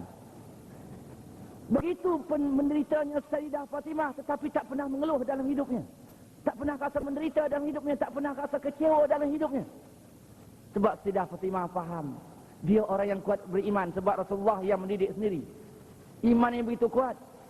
Dia sedar setiap penderitaan yang ditimpa oleh Allah, kalau dia redha atau dia sabar, ini merupakan kasih sayang dari Allah. Ini merupakan penghapusan dosa dari Allah. Ini merupakan derajat dan pangkat yang Allah nak beri dia di syurga kelak. Akhirnya dapat ketenangan jiwa dengan kesusahan dan penderitaan. Oleh kerana Sayyidah Fatimah masih terhibur dengan penderitaan. Bagaimana para hadirin yang sekalian? Kalau dia tahu suaminya balik, dia tahu pukul berapa suaminya balik, dari jauh lagi dia sudah tunggu di muka pintu. Dari jauh lagi dia sudah lemparkan senyum kepada suaminya. Cuba kita fikir, kalau kita keluar rumah, mungkin mengkali 2 hari, 3 hari baru balik. Kita keluar rumah mungkin pergi satu tempat, tak 100 batu, tak 200 batu, tak 300 batu. Kita balik tu kadang-kadang bawa letih, membawa kelusuan, kadang-kadang bawa sakit. Tiba-tiba kita terlihat isteri kita menyambut kepulangan kita di pintu lagi. Kemudian kita lihat dari jauh lagi isteri kita senyum kepada kita. Saya rasa kalau tidak 100% keletihan kita hilang, setidak-tidaknya 50% letih kita hilang. Dihilangkan oleh senyum isteri kita yang begitu bertimbang rasa kepada kita. Bila dekat saya Sina Ali, selepas Sina Ali memberi salam, dia pun menjawab salam. Selepas itu tak lengah lagi, dia tangkap tangan Sina Ali dan dicium tangan Sina Ali sebagai suami, sebagai hormat kepada suami. Cuba kita pejam-pejam mata. Adakah isteri kita menyambut kepulangan kita macam Sayyidah Fatimah menyambut kepulangan suaminya Sina Ali? Cuba pejam-pejam mata ramai-ramai. Nilai-nilai isteri kita. Adakah agak-agak isteri kita menyambut kepulangan kita macam Sayyidah Fatimah menyambut kepulangan Sina Ali? Jangan cakap masing-masing tahu. Jangan beritahu masing-masing tahu. Dan siapa-siapa yang belum menjadi isteri orang lagi, adakah bercita-cita nak buat macam Siti Fatimah? Nak menyambut kepulangan suami macam Siti Fatimah menyambut kepulangan Sina Ali? Cuba pejam-pejam mata, ukur diri kita sendiri. Kalau sudah pasang cita-cita, alhamdulillah Allah dah beri petunjuk kepada kita. Kalau tak pernah terlintas dalam hati selama ini, waktu ini pasang niat. Pasang niat, tolong pasang niat. Kaum ibu tolong pasang niat. Alhamdulillah, saya yakin semua dah pasang niat.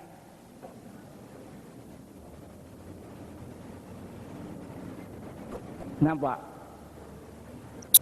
Para hadirin yang dirahmati sekalian, kalau takdirnya isteri kita itu macam nasib Siti Fatimah lah, menderita macam Siti Fatimah, melarat macam Siti Fatimah, mengangkut air macam Siti Fatimah, pikul geriba macam Siti Fatimah, cedok air di perigi yang 230 hasta dalamnya macam Siti Fatimah. Di waktu malam terlalu sejuk, di waktu siang terlalu panas. Saya rasa entahlah. Lebih-lebih orang dakwah ni kadang 2 hari baru balik, 3 hari baru balik, 1 hari 1 malam baru balik. Dakwah macam malam ni lah. Kalau kita balik nanti pukul 2 baru balik, pukul 3 malam baru sampai rumah.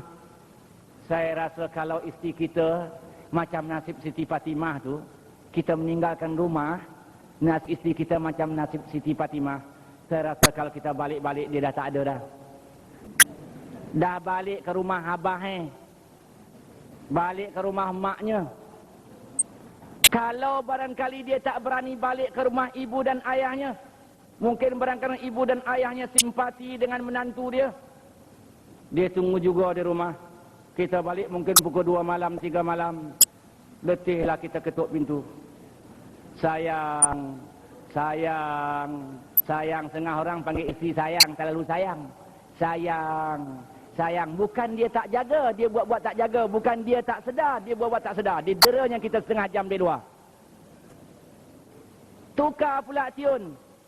mak budak, mak budak, mak budak. Maklumlah hasil perkongsian hidup dapat 5 budak. Dia buat McDonald. Ya. Hati yang berkata, padan, tak dakwah lagi. Padan, kata dia. Wal-iyazubillah. Tak, dia buka juga. Tukar tiun. Leng artinya daling. Dah panggil dan kelimah daling baru dia buka, tapi dah setengah jam. Waktu dia buka tu, kita terkejut. Isteri kita muda lagi, umur 20, 22. Selama ni cantik. Kita tengok kerut dia mukanya, apa pasal? Masamnya mukanya lebih masam daripada belimbing yang paling masam. Waktu dia masam jangan tanya. Waktu dia masam jangan tanya.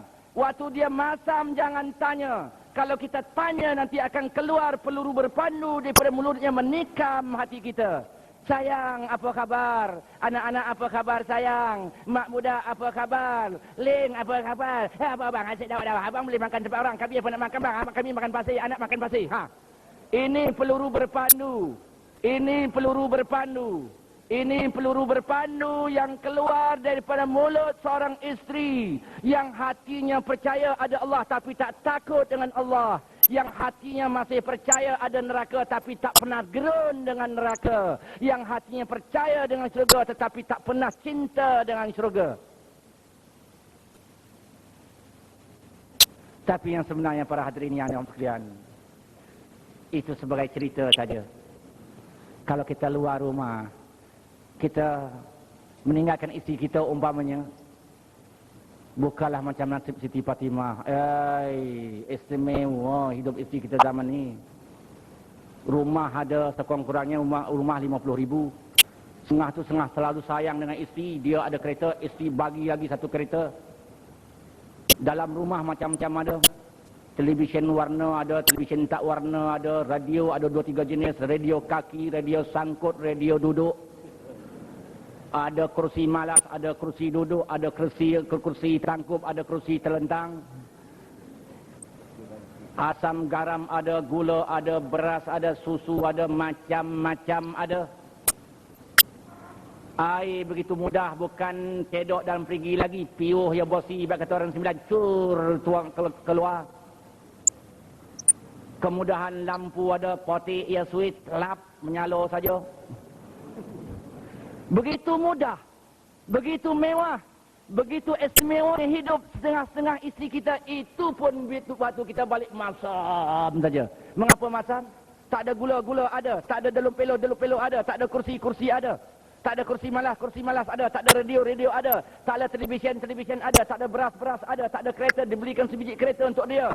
Tetapi mengapa masam saja, lebih masam daripada belimbing yang paling masam, yang tak ada iman, bukan kemewahan, tak ada iman, tak ada. Kalau orang iman tak ada, hati takkan takut dengan Allah, takkan hatinya gerun dengan neraka Allah, takkan hatinya cinta dengan syurga Allah. Orang yang tidak begitu kuat imannya dengan Allah, nafsu yang akan berkuasa di atas diri orang itu. Kalau nafsu telah berkuasa di atas diri orang itu, kalau dunia ini ada tangkai, kita boleh jenjang dan serahkan kepada wanita itu. Dia nak sebuah lagi dunia sebesar itu. Dah bagi 2 dunia sebesar itu, dia nak dunia yang ketiga. Bila dia puas, dah masuk kubur, dah dipukul oleh malaikat, dah dicampakkan dalam neraka, dah hombak baung dalam neraka, baru diinsaf, baru disedar. Tetapi nasi sudah menjadi bubur. Sesal dahulu pendapatan, sesal kemudian tidak ada berguna lagi. Ini dia kesan iman. Ini dia kebesaran dan keagungan Islam yang telah mendorong orang fakir miskin di waktu itu redha dan kemungkinannya. Tidak berlaku zaman kita ini. Kemudian kebesaran dan keagungan Islam lagi para hadirin yang dihamdkan setelah dibuat hatinya, setelah ditanam iman dalam hati, dapat mencantumkan di antara 2 orang atau 2 puak dengan penuh kasih sayang, dengan penuh kasih mesra. Terjalin ukhuwah Islamiah yang luar biasa. Hingga setiap orang Islam di waktu itu merasai orang Islam yang lain itu kesusahannya macam kesusahannya, penderitaannya macam penderitaannya, dan kesenangannya macam kesenangannya. Saya nak sebut satu cerita daripada ribuan cerita yang berlaku dalam sejarah Islam zaman yang di zaman yang lampau. Katalah pertemuan di antara orang Muhajirin dengan orang Ansar. Manakala berpindah orang Islam Mekah, yang dikatakan kaum Muhajirin itu, ke Madinah. Pemergian orang Muhajirin ke Madinah, segala harta punya tak dapat dibawa. Yang dibawa selai sepinggang semata-mata kerana pemergian mereka ke Madinah dalam suasana darurat. Kemudian berdaganglah di negeri orang dalam suasana yang miskin dan papa. Tetapi oleh kerana orang Madinah, orang Ansar begitu mendalam imannya, datang simpati yang luar biasa kepada kaum Muhajirin. Timbullah terasa dalam hati orang Madinah penderitaan orang Muhajirin macam penderitaan mereka. Kesusahan orang Muhajirin macam kesusahan mereka. Maka timbullah pembelaan daripada kaum Ansar terhadap orang Muhajirin yang luar biasa yang telah dipaparkan oleh sejarah kepada kita yang tak berlaku zaman ini. Sejarah telah mempaparkan kepada kita umpamanya. Mana orang Ansar ada 2 ringgit, 1 ringgit sanggup dibagi kepada orang Muhajirin. Sini tentu hati kecil kita berkata, kalau sekadar RM1 bagi kawan apalah, nak dihebohkan sangat. Bukanlah hebat sangat. Saya pernah bagi orang RM10, kuat saya lagi. Kuat tak apa, dengar lagi lah. Mana orang Ansar ada 2 pakaian, 2 helai pakaian, 1 helai pakaian sanggup dibagi kepada orang Muhajirin. Ini juga hati kecil kita akan berkata, kalau setakat 1 helai pakaian bagi kepada orang Muhajirin, apalah heran sangat. Apalah yang nak sebut-sebut sangat oleh Ustaz Syahri. Saya bagi orang 5 helai, kuat saya lagi. Hebat saya lagi bagi orang daripada itu yang selai. Tak apa, kena dengar lagi lah. Yang ada 2 rumah, 1 rumah sanggup bagi kepada orang Muhajirin. Boleh cakap? Boleh cakap? Dah tak boleh cakap. Mana nak bagi rumah ke orang? Kalau bagi pun kerana disewakan. Tak boleh cakap. Mana yang ada 2 kedai, 1 kedai dibagi kepada orang Muhajirin. Lebih-lebih tak boleh cakap. Mana orang Ansar yang ada 2 bidang tanah. Sebidang tanah bagi kepada orang Muhajirin. Lebih-lebih lagi tak boleh cakap. Kita tanah nak wakafkan kepada masyarakat Islam. Nak kita wakafkan kepada kepentingan umat Islam. Rasa mustahil. Kenapa?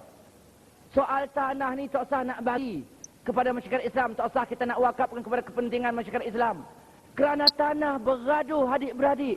Bila ibu dan ayah mati, ibu dan ayah tak banyak pula meninggalkan tanah. Hanya sekadar 1 ekar.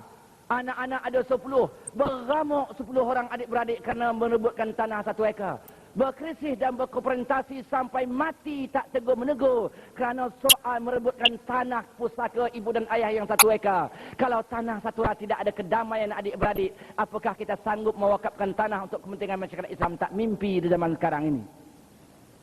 Ada lagi yang mengkagumkan, yang sejarah telah mempaparkan kepada kita lebih-lebih lagi hampir mustahil nak kita cetuskan, nak kita buat. Iaitu sejarah telah mempaparkan kepada kita. Mana orang Ansar yang ada 2 isteri, salah seorang istrinya sanggup nak diceraikannya untuk dijadikan isteri salah seorang orang Muhajirin. Lebih-lebih lagi tak boleh buat. Lebih-lebih lagi tak mampu kita buat.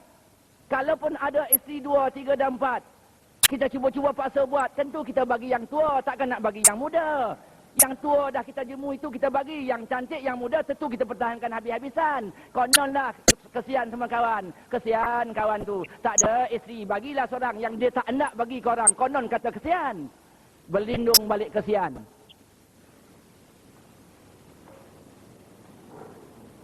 Tawaran yang akhir saja yang tak diterima oleh orang Muhajirin. Kerana orang Muhajirin berpendapat ini sudah keterlaluan. Tetapi tawaran yang sebelum itu diterima.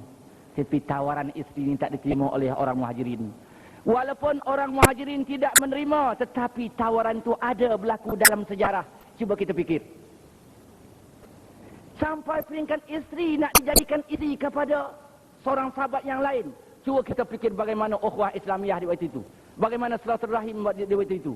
Bagaimana kasih sayang di waktu itu. Bagaimana perpaduan di waktu itu. Sebab itu tidak heran. Di saat umat Islam bilangan sedikit. Di saat umat Islam tenteranya lemah. Di saat pengikut umat Islam tak ramai. Tetapi oleh kerana keteguhan iman dan kerana keteguhan perpaduan dan ukhuwah Islamiahnya. Dua empayar yang terbesar Rom dan Parsi jatuh sejelapak di atas pangkuan para sahabat. Rom dan Parsi dia waktu itu sebesar Amerika dan Rusia di zaman sekarang. Kesan daripada hati yang telah diubat dengan iman. Takutkan Allah, takutkan neraka Allah. Bukan soal ekonomi di situ, bukan soal pandai di situ, bukan soal jawatan di situ, soal iman yang begitu mendalam. Saya sambung di ceramah saya ini, saya mintalah kepada seluruh para hadirin sama-sama bersabarlah kita mendengar ceramah ini. Saya rasa agak dah panjang juga. Kita sabar sikit lagi lah, tak lama saya nak berhenti. Jangan bimbang ni, saya nak istiah ni, tak lama saya nak berhenti. Ni nak berhentilah ni. Tapi nak berhenti pun kurang setengah jam lagi. Bukan boleh mengejut berhenti. Dia macam kereta sedang laju 80 meter lagi ni, nak mengejut ke berhenti, jatuh longkang, tak boleh. Saya break pelan-pelan, insya-Allah setengah jam atau 40 minit lagi insya-Allah.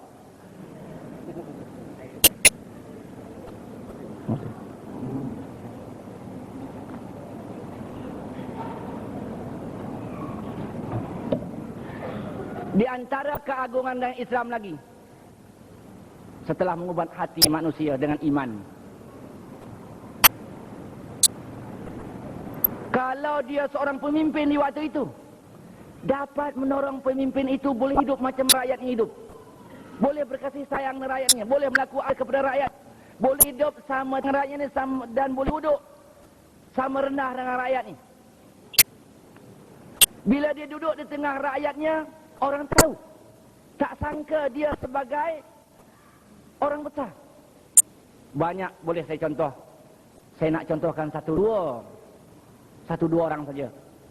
Satu di antaranya Sayyidina Umar bin Khattab radhiyallahu an.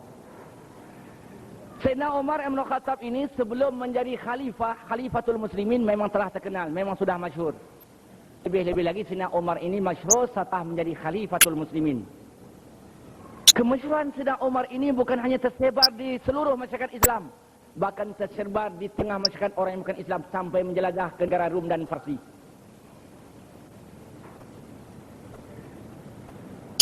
Kemudian ada seorang pembesar Rum dan Parsi. Dia terdengar kebesaran Sayyidina Umar. Dia terdengar kehebatan Sayyidina Umar. Dia tahu rakyat yang menyanjung Sayyidina Umar. Dia sedar Sayyidina Umar ini dipatuhi benar-benar oleh rakyatnya. Di mana saja tentera-tentera yang dihantar oleh Sayyidina Umar ke daerah musuh, pastilah musuh itu dapat dikalahkan dan dihancurkan. Dan dia sedar rakyat ini begitu patuh kepada Sayyidina Umar, pernah memberontak langsung terhadap Sayyidina Umar. Di mana rahsia kebesaran Sayyidina Umar? Pembesar Rum ataupun pembesar Parsi, saya lupa, tapi salah satu dua bangsa ini. Jadi pembesar Rum dan Parsi ini nak melihat Sayyidina Umar dari dekat, untuk nak melihat di mana kebesaran Sayyidina Umar begitu dipatuhi oleh rakyat, begitu dicintai oleh rakyatnya, begitu hebat tentera-tenteranya mengalahkan musuh. Jadi pembesar ini nak melihat Sayyidina Umar dari dekat. Kemudian pembesar ini pergi ke Madinah, yang kebetulan di waktu itu Madinah merupakan pusat gerakan Islam ataupun pusat negara Islam. Manakala pembesar ini sampai di Madinah, maka pembesar ini bertemu dengan beberapa orang sahabat dan meminta kepada sahabat untuk diperkenalkan dengan pemimpin umat Islam yang bernama Umar. Maka sahabat-sahabat sedar Sayyidina Umar tadi selepas sembahyang subuh telah pergi melihat masyarakat, telah melihat rakyat, pergi di satu kawasan. Kemudian ada seorang sahabat membawa dan menuntun pembesar ini tadi. Kedua-dua orang ini pergi ke setengah padang pasir, yang di mana dipikirkan disitulah Sayyidina Umar pergi pagi tadi. Setelah kedua orang ini tadi berjalan jauh di tengah padang pasir, tiba-tiba dengan tidak disangka-sangka terjumpa Sayyidina Umar di bawah sebatang pokok yang rindang sedang tidur jenyak berbantalkan lengan, penuh berdebadannya. Maka sahabat pun terkejut dan lantas sahabat berkata, "Saudara, inilah dia pemimpin saya yang bernama Omar yang kamu ingin kenal. Tak percaya pembesar ni tadi. Pembesar Rom dan Parsi ni tak percaya. Apa kata dia? Saya percaya ini orang bernama Omar, tetapi saya yakin ini bukan Omar pemimpin kamu, tetapi ini adalah Omar rakyat jelata. Jangan kamu cuba nak suruk-surukkan. Jangan kamu bimbang. Saya tidak akan membunuh pemimpin kamu. Saya tak yakin ini Omar yang menjadi pemimpin kamu. Saya yakin ini orang yang bernama Omar juga, tetapi Omar rakyat biasa. Mungkin orang Arab Badui saja. Inilah pemimpin saya, kata sahabat. Inilah Omar yang kamu ingin kenal. Tak percaya juga pembesar. Di dalam berbahas-bahas, terkejut Sina Umar. Bila terkejut Sina Umar, lantas Sina Umar memberi salam. Assalamualaikum jika kamu orang Islam. Sahabat seorang itu saja yang menjawab. Kemudian Sina Umar pun bercakap, mengapa saudara dua orang ini datang di samping saya? Mengapa saya dengar tadi saudara berdua orang berbahas-bahas? Maka sahabat pun menerangkan keadaan yang sebenar. Sahabat ini pun menerangkan kepada Sina Umar keadaan yang sebenar. Selepas itu apa jawapan Sina Umar? Sina Umar memberitahu kepada pembesar ini, sudah, kalau kamu nak tahu tentang diri saya, bagaimana saya ini dikasihi dan dicintai serta ditaati oleh rakyat saya, dan mereka sanggup hidup semati dengan saya, berjuang dengan saya. Kalau saya nak buat perbandingan, saya dengan rakyat saya ini ibarat satu kafilah. Ibarat satu kafilah yang nak pergi menuju ke satu tempat. Saya adalah di hadapan kafilah. Sebab saya di hadapan kafilah kerana saya nak pastikan jalan raya yang akan ditempuh oleh kafilah di belakang saya. Kalau saya lihat ada batu yang menghalang, saya akan buang. Kalau saya lihat ada duri yang menghalang, saya akan kuiskan. Kalau ada tanah yang lekat-lekuk, saya akan tampal. Kerana kalau takdirnya kafilah di belakang saya nanti tergendala di dalam perjalanannya, sayalah Omar yang menjadi pemimpin seluruh masyarakat Islam hari ini, akan bertanggungjawab kepada Allah dunia dan akhirat. Kemudian Sina Omar berkata lagi, wahai saudara, saudara nak tahu bagaimana saya ini dipatuhi oleh rakyat saya? Setiap arahan yang saya buat kepada rakyat saya dulu berbuat. Setiap apa saja yang saya tegah kepada rakyat saya dulu tinggalkan. Sebab itu mereka menghormati saya. Mereka sehidup semati dengan saya. Mereka mematuhi saya. Maka pembesar ini pun berkata, kamu adalah seorang pemimpin yang adil dan benar. Kerana ajaran yang kamu pegang itu adalah ajaran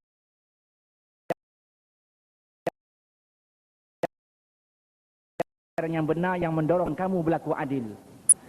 Oleh kerana kamu adil dan benarlah yang menjadikan kamu tidak takut dalam diri tempur di escort.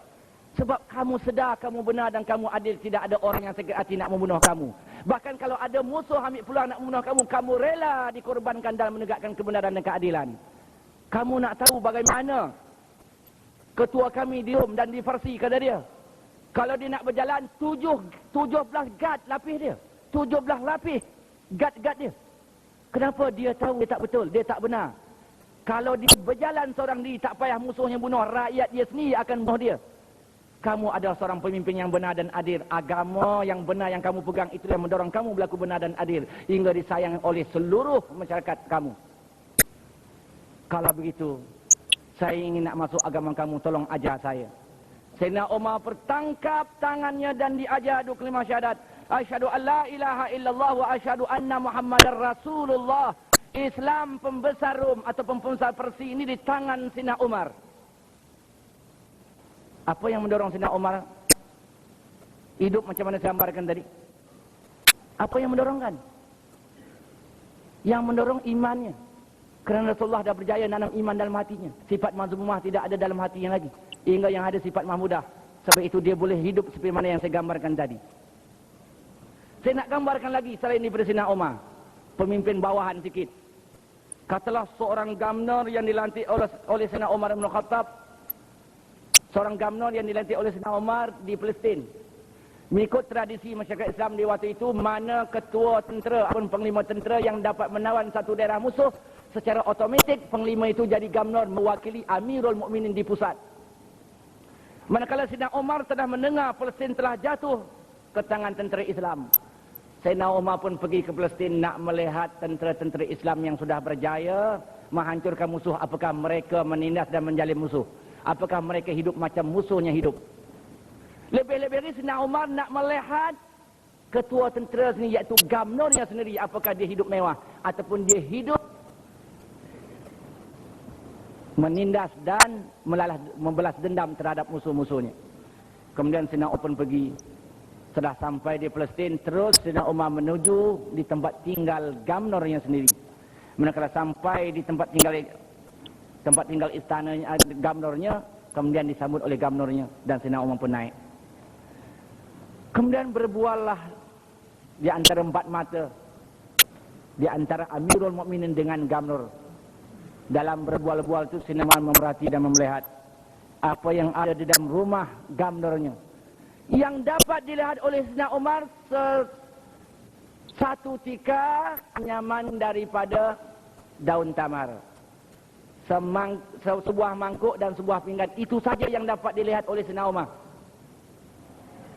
Kemudian Sayyidina Umar pun berkata, wahai saudara, tolong beritahu saya apakah maksud yang saya lihat ini. Tikar ni apa maksud? Mangkuk ni apa maksud? Pinggan ini apa maksud? Maka apa jawab Gamnornya? Wahai Amirul Mukminin, tikar ini tempat saya. Tikar ini saya gunakan untuk saya bersemayang dan untuk tempat tidur saya. Mangkuk ini untuk saya, untuk bekas air saya dan untuk saya mencebok air berwuduk, untuk berwuduk. Pinggan ini wahai Amirul Mukminin tempat saya mengisi barang makanan saya. Apakah ini saja hartamu wahai saudara? Kata Sayyidina Umar, ini sajalah harta saya wahai Amirul Mukminin. Menangis Sayyidina Umar. Sayyidina Umar menangis, para hadirin yang sekalian, menitis air matanya membanjiri janggut dari janggut jatuh di atas lantai. Mengapa Sayyidina Umar menangis? Mengapa Sayyidina Umar menangis? Sayyidina Umar menangis ada dua sebab. Sebab yang pertama terharu. Kerana terlalu terharu. Harta dunia telah melempah ruah jatuh di atas pangkuan Gamnornya, namun Gamnornya boleh hidup macam orang miskin hidup. Hatinya tidak terpaut dengan dunia. Yang kedua, Sayyidina Umar menangis tadi rasa bersyukur kepada Allah, seolah-olahnya dia dapat taufik dan hidayah dari Allah. Yang mana Gamnor yang dia lantik sendiri tepat dengan orangnya. Tepat dengan orangnya, orang yang benar-benar kuat iman, orang yang benar-benar bertakwa. Orang yang dunia telah jatuh di atas pangkuannya, tapi namun dunia telah tidak menjejaskan kehidupannya dan tidak menjejaskan hatinya. Bila Sayyidina Umar menangis, dapat dipaham oleh Gamnornya. Bila Sayyidina Umar menangis, dapat dipaham oleh Gamnornya. Kemudian Gamnornya pun berkata, wahai Amirul Mukminin, apalah engkau nak tangiskan tentang nasib saya? Apalah engkau nak tangiskan tentang kehidupan saya yang kau lihat sekarang? Saya sedar, wahai Amirul Mukminin. Saya sedar, dunia ini tidak kekal, wahai Amirul Mukminin, walaupun kita menjadi orang besar. Tempat kekal abadi kita adalah di akhirat, wahai Amirul Mukminin. Di akhirat hanya ada syurga dan neraka. Kita belum tahu lagi apakah kita ke syurga atau ke neraka. Oleh kerana saya sedar tentang hakikat hidup di akhirat dan saya sedar tentang hakikat hidup di dunia. Sebab itulah wahai Amirul Mukminin, saya telah jual dunia saya untuk membeli akhirat. Cuba kita fikir. Seorang Gamnor menjadi miskin, sedangkan harta telah melempah ruah. Apa yang mendorong dia? Apa yang mendorong dia buat berkuasa ke? Bukan sebab berkuasa. Sebab dia kaya ke? Bukan sebab kaya. Sebab miskin, dia kaya. Sebab iman. Iman dah tersemat dalam, bila iman dah tersemat dalam hati, tidak ada sifat mazmumah lagi. Ini dia kebesaran dan keagungan Islam.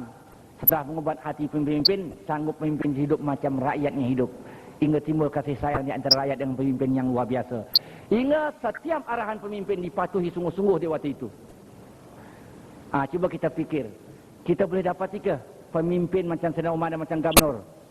Kalau kita kata di Rusia berbangga dengan kaum komunis, ada kita dapati pimpin macam Saidina Umar di Rusia, di Amerika, di Afrika, di Asia, di mana-mana tak dapat.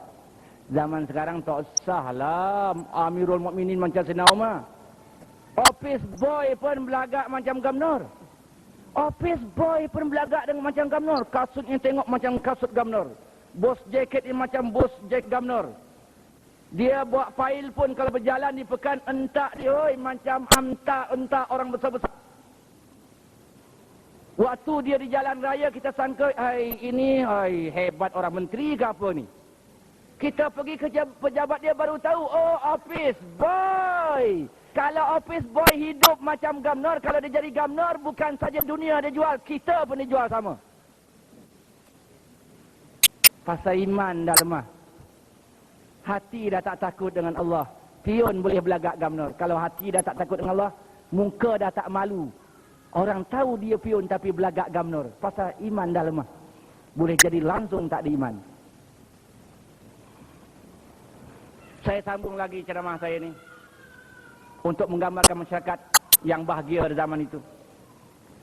Di antara keagungan dan kebesaran Islam lagi para hadirin yang dihormati, setelah mengubah hati manusia dengan iman, kalau dia seorang pejuang pula mendorong seorang perjuang itu, dia berjuang kerana mati, bukan kerana hidup. Dia berjuang kerana akhirat, bukan kerana dunia. Tadi banyak para pribadi-pribadi, para sahabat yang saya contohkan, yang menjadi sebutan saya pada malam ini.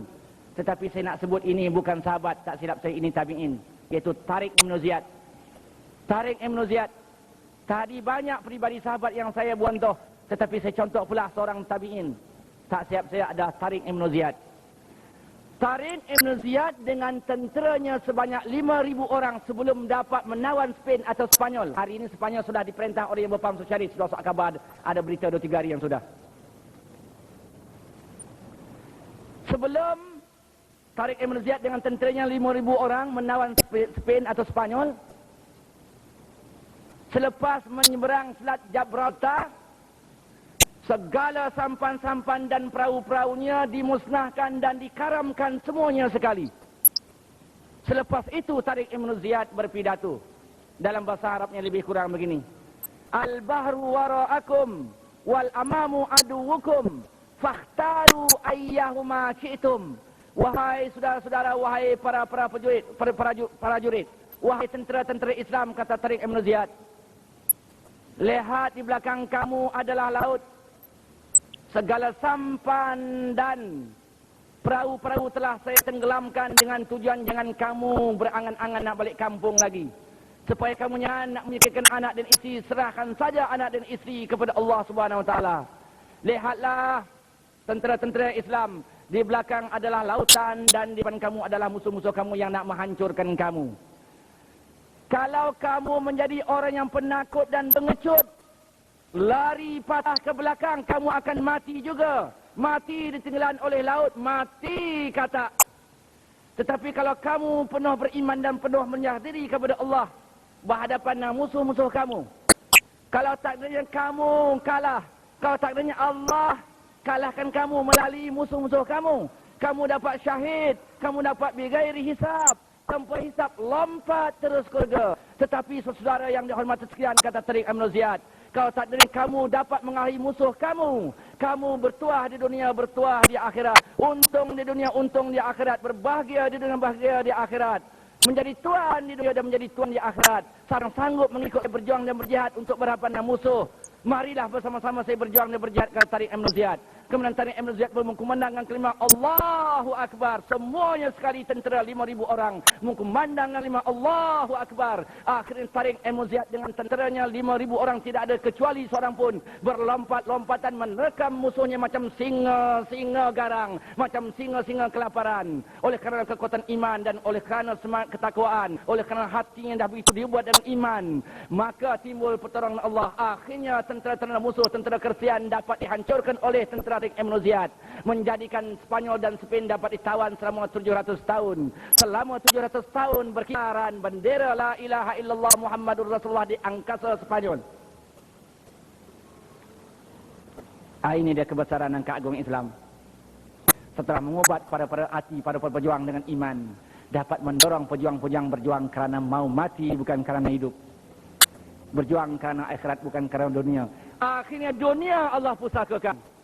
Akhirnya hidup juga Allah pusakakan. Walaupun tujuan mau mati, tapi akhirnya hidup juga Allah pusakakan. Walaupun berjuang tujuan akhirat, akhirnya dunia juga Allah pusakakan kepada umat Islam yang benar-benar beriman dan menyerah diri kepada Allah Subhanahu Wa Taala. Cuba kita gambarkan umat Islam di seluruh dunia hari ini. Di Timur Tengah ke, di Asia Barat ke, di Asia Tengah ke, di Timur jauh ni ke.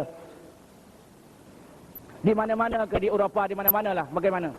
Woi, gege umat Islam berjuang. Bukan tak berjuang, bukan tak gege. Bukan umat Islam tidak berjihad, berjihad di mana-mana. Melalui saluran yang bermacam-macam. Tetapi umat Islam sudah menjadi golongan yang majoriti berjuang kerana dunia, bukan kerja akhirat lagi. Berjuang kerana mau hidup, bukan kerana mau mati lagi. Akhirnya dunia pun Allah tak pusakakan. Akhirnya Allah matikan kita, bukan mati roh, tetapi mati semangat, mati jiwa. Oleh kerana umat Islam di dunia hari, walau di bidangnya mana mereka berjuang kerana mau hidup, bukan kerana mau mati. Allah matikan jiwa kita. Allah matikan semangat kita. Allah matikan jiwa kita. Allah matikan semangat kita. Sebab itu umat Islam bagaimana gegeh berjuang sekalipun terhina di mana-mana. Terhina di seluruh bidang dan aspek perjuangannya. Termasuk kita di Malaysia. Termasuk kita di Malaysia. Bukan kita tak berjuang dan tak berjihad, tetapi kita masih hina. Satu bentuk kehinaan saya nak sebut supaya kita faham. Satu bentuk kehinaan yang saya nak sebut supaya kita faham. Tak hina lagi ke kita? Kita bukan tak berjuang, kita bukan tidak berjihad. Tetapi oleh kerana kita berjuang kerana mau hidup, bukan kerana mau mati. Sebab itu Allah matikan semangat kita. Tentang mana hina? Hinanya satu benda saya nak sebut. Sudah 25 tahun kita merdeka. Sudah 25 tahun kita merdeka. Di bidang makan minum belum boleh kita berdiri di atas kaki kita sendiri. Maksudnya kalau kita nak makan roti orang lain, kalau nak makan sus orang lain, nak makan biskut orang lain, nak makan kicap orang lain, nak makan belacan dan cincaluk pun belacan dan cincaluk yang dikilang oleh orang lain, dah mati semangat kita. Saya sebut ini individu Islam, masyarakat Islam, pejuang-pejuang Islam termasuk kita, termasuk kami anggota Darul apa berbuat, tak ada. Jangan tunjuk masjid kerajaan buat. Ada setengah orang dia ditunjuk, kita dah membangun, kita dah maju, tunjuk masjid kerajaan buat. Tunjuk dewan kerajaan buat. Tunjuk jalan raya kerajaan buat. Tunjuk balai raya kerajaan buat. Tunjuk surau buat. Projek kerajaan buat. Projek itu bukan kemajuan kita buat, itu kerajaan buat. Yang masyarakat Islam buat mana? Yang badan-badan Islam buat mana? Yang individu Islam buat mana? Tak ada. Mujurlah kerajaan ada buat sikit-sikit projek. Kalau tidak ada apa benda kemajuan yang dimiliki oleh umat Islam. Sebab jiwa dah mati. Kadang-kadang dah dibuatkan surau. Nak beli Quran pun tak larat, penduduk ada 500 orang. Surau dah dibuat, penduduk ada 500 orang. Tiba-tiba tengok, Quran tak ada. Minta lagi dengan kerajaan. Quran pun minta dengan kerajaan. 500 orang tak boleh beli satu Quran. Masya Allah, teruknya. Ini menunjukkan jiwa dah mati. Allah matikan jiwa kita. Nak beli satu Quran pun tak sanggup. Tak usah nak buat satu kilang yang besar. Jiwa dah mati.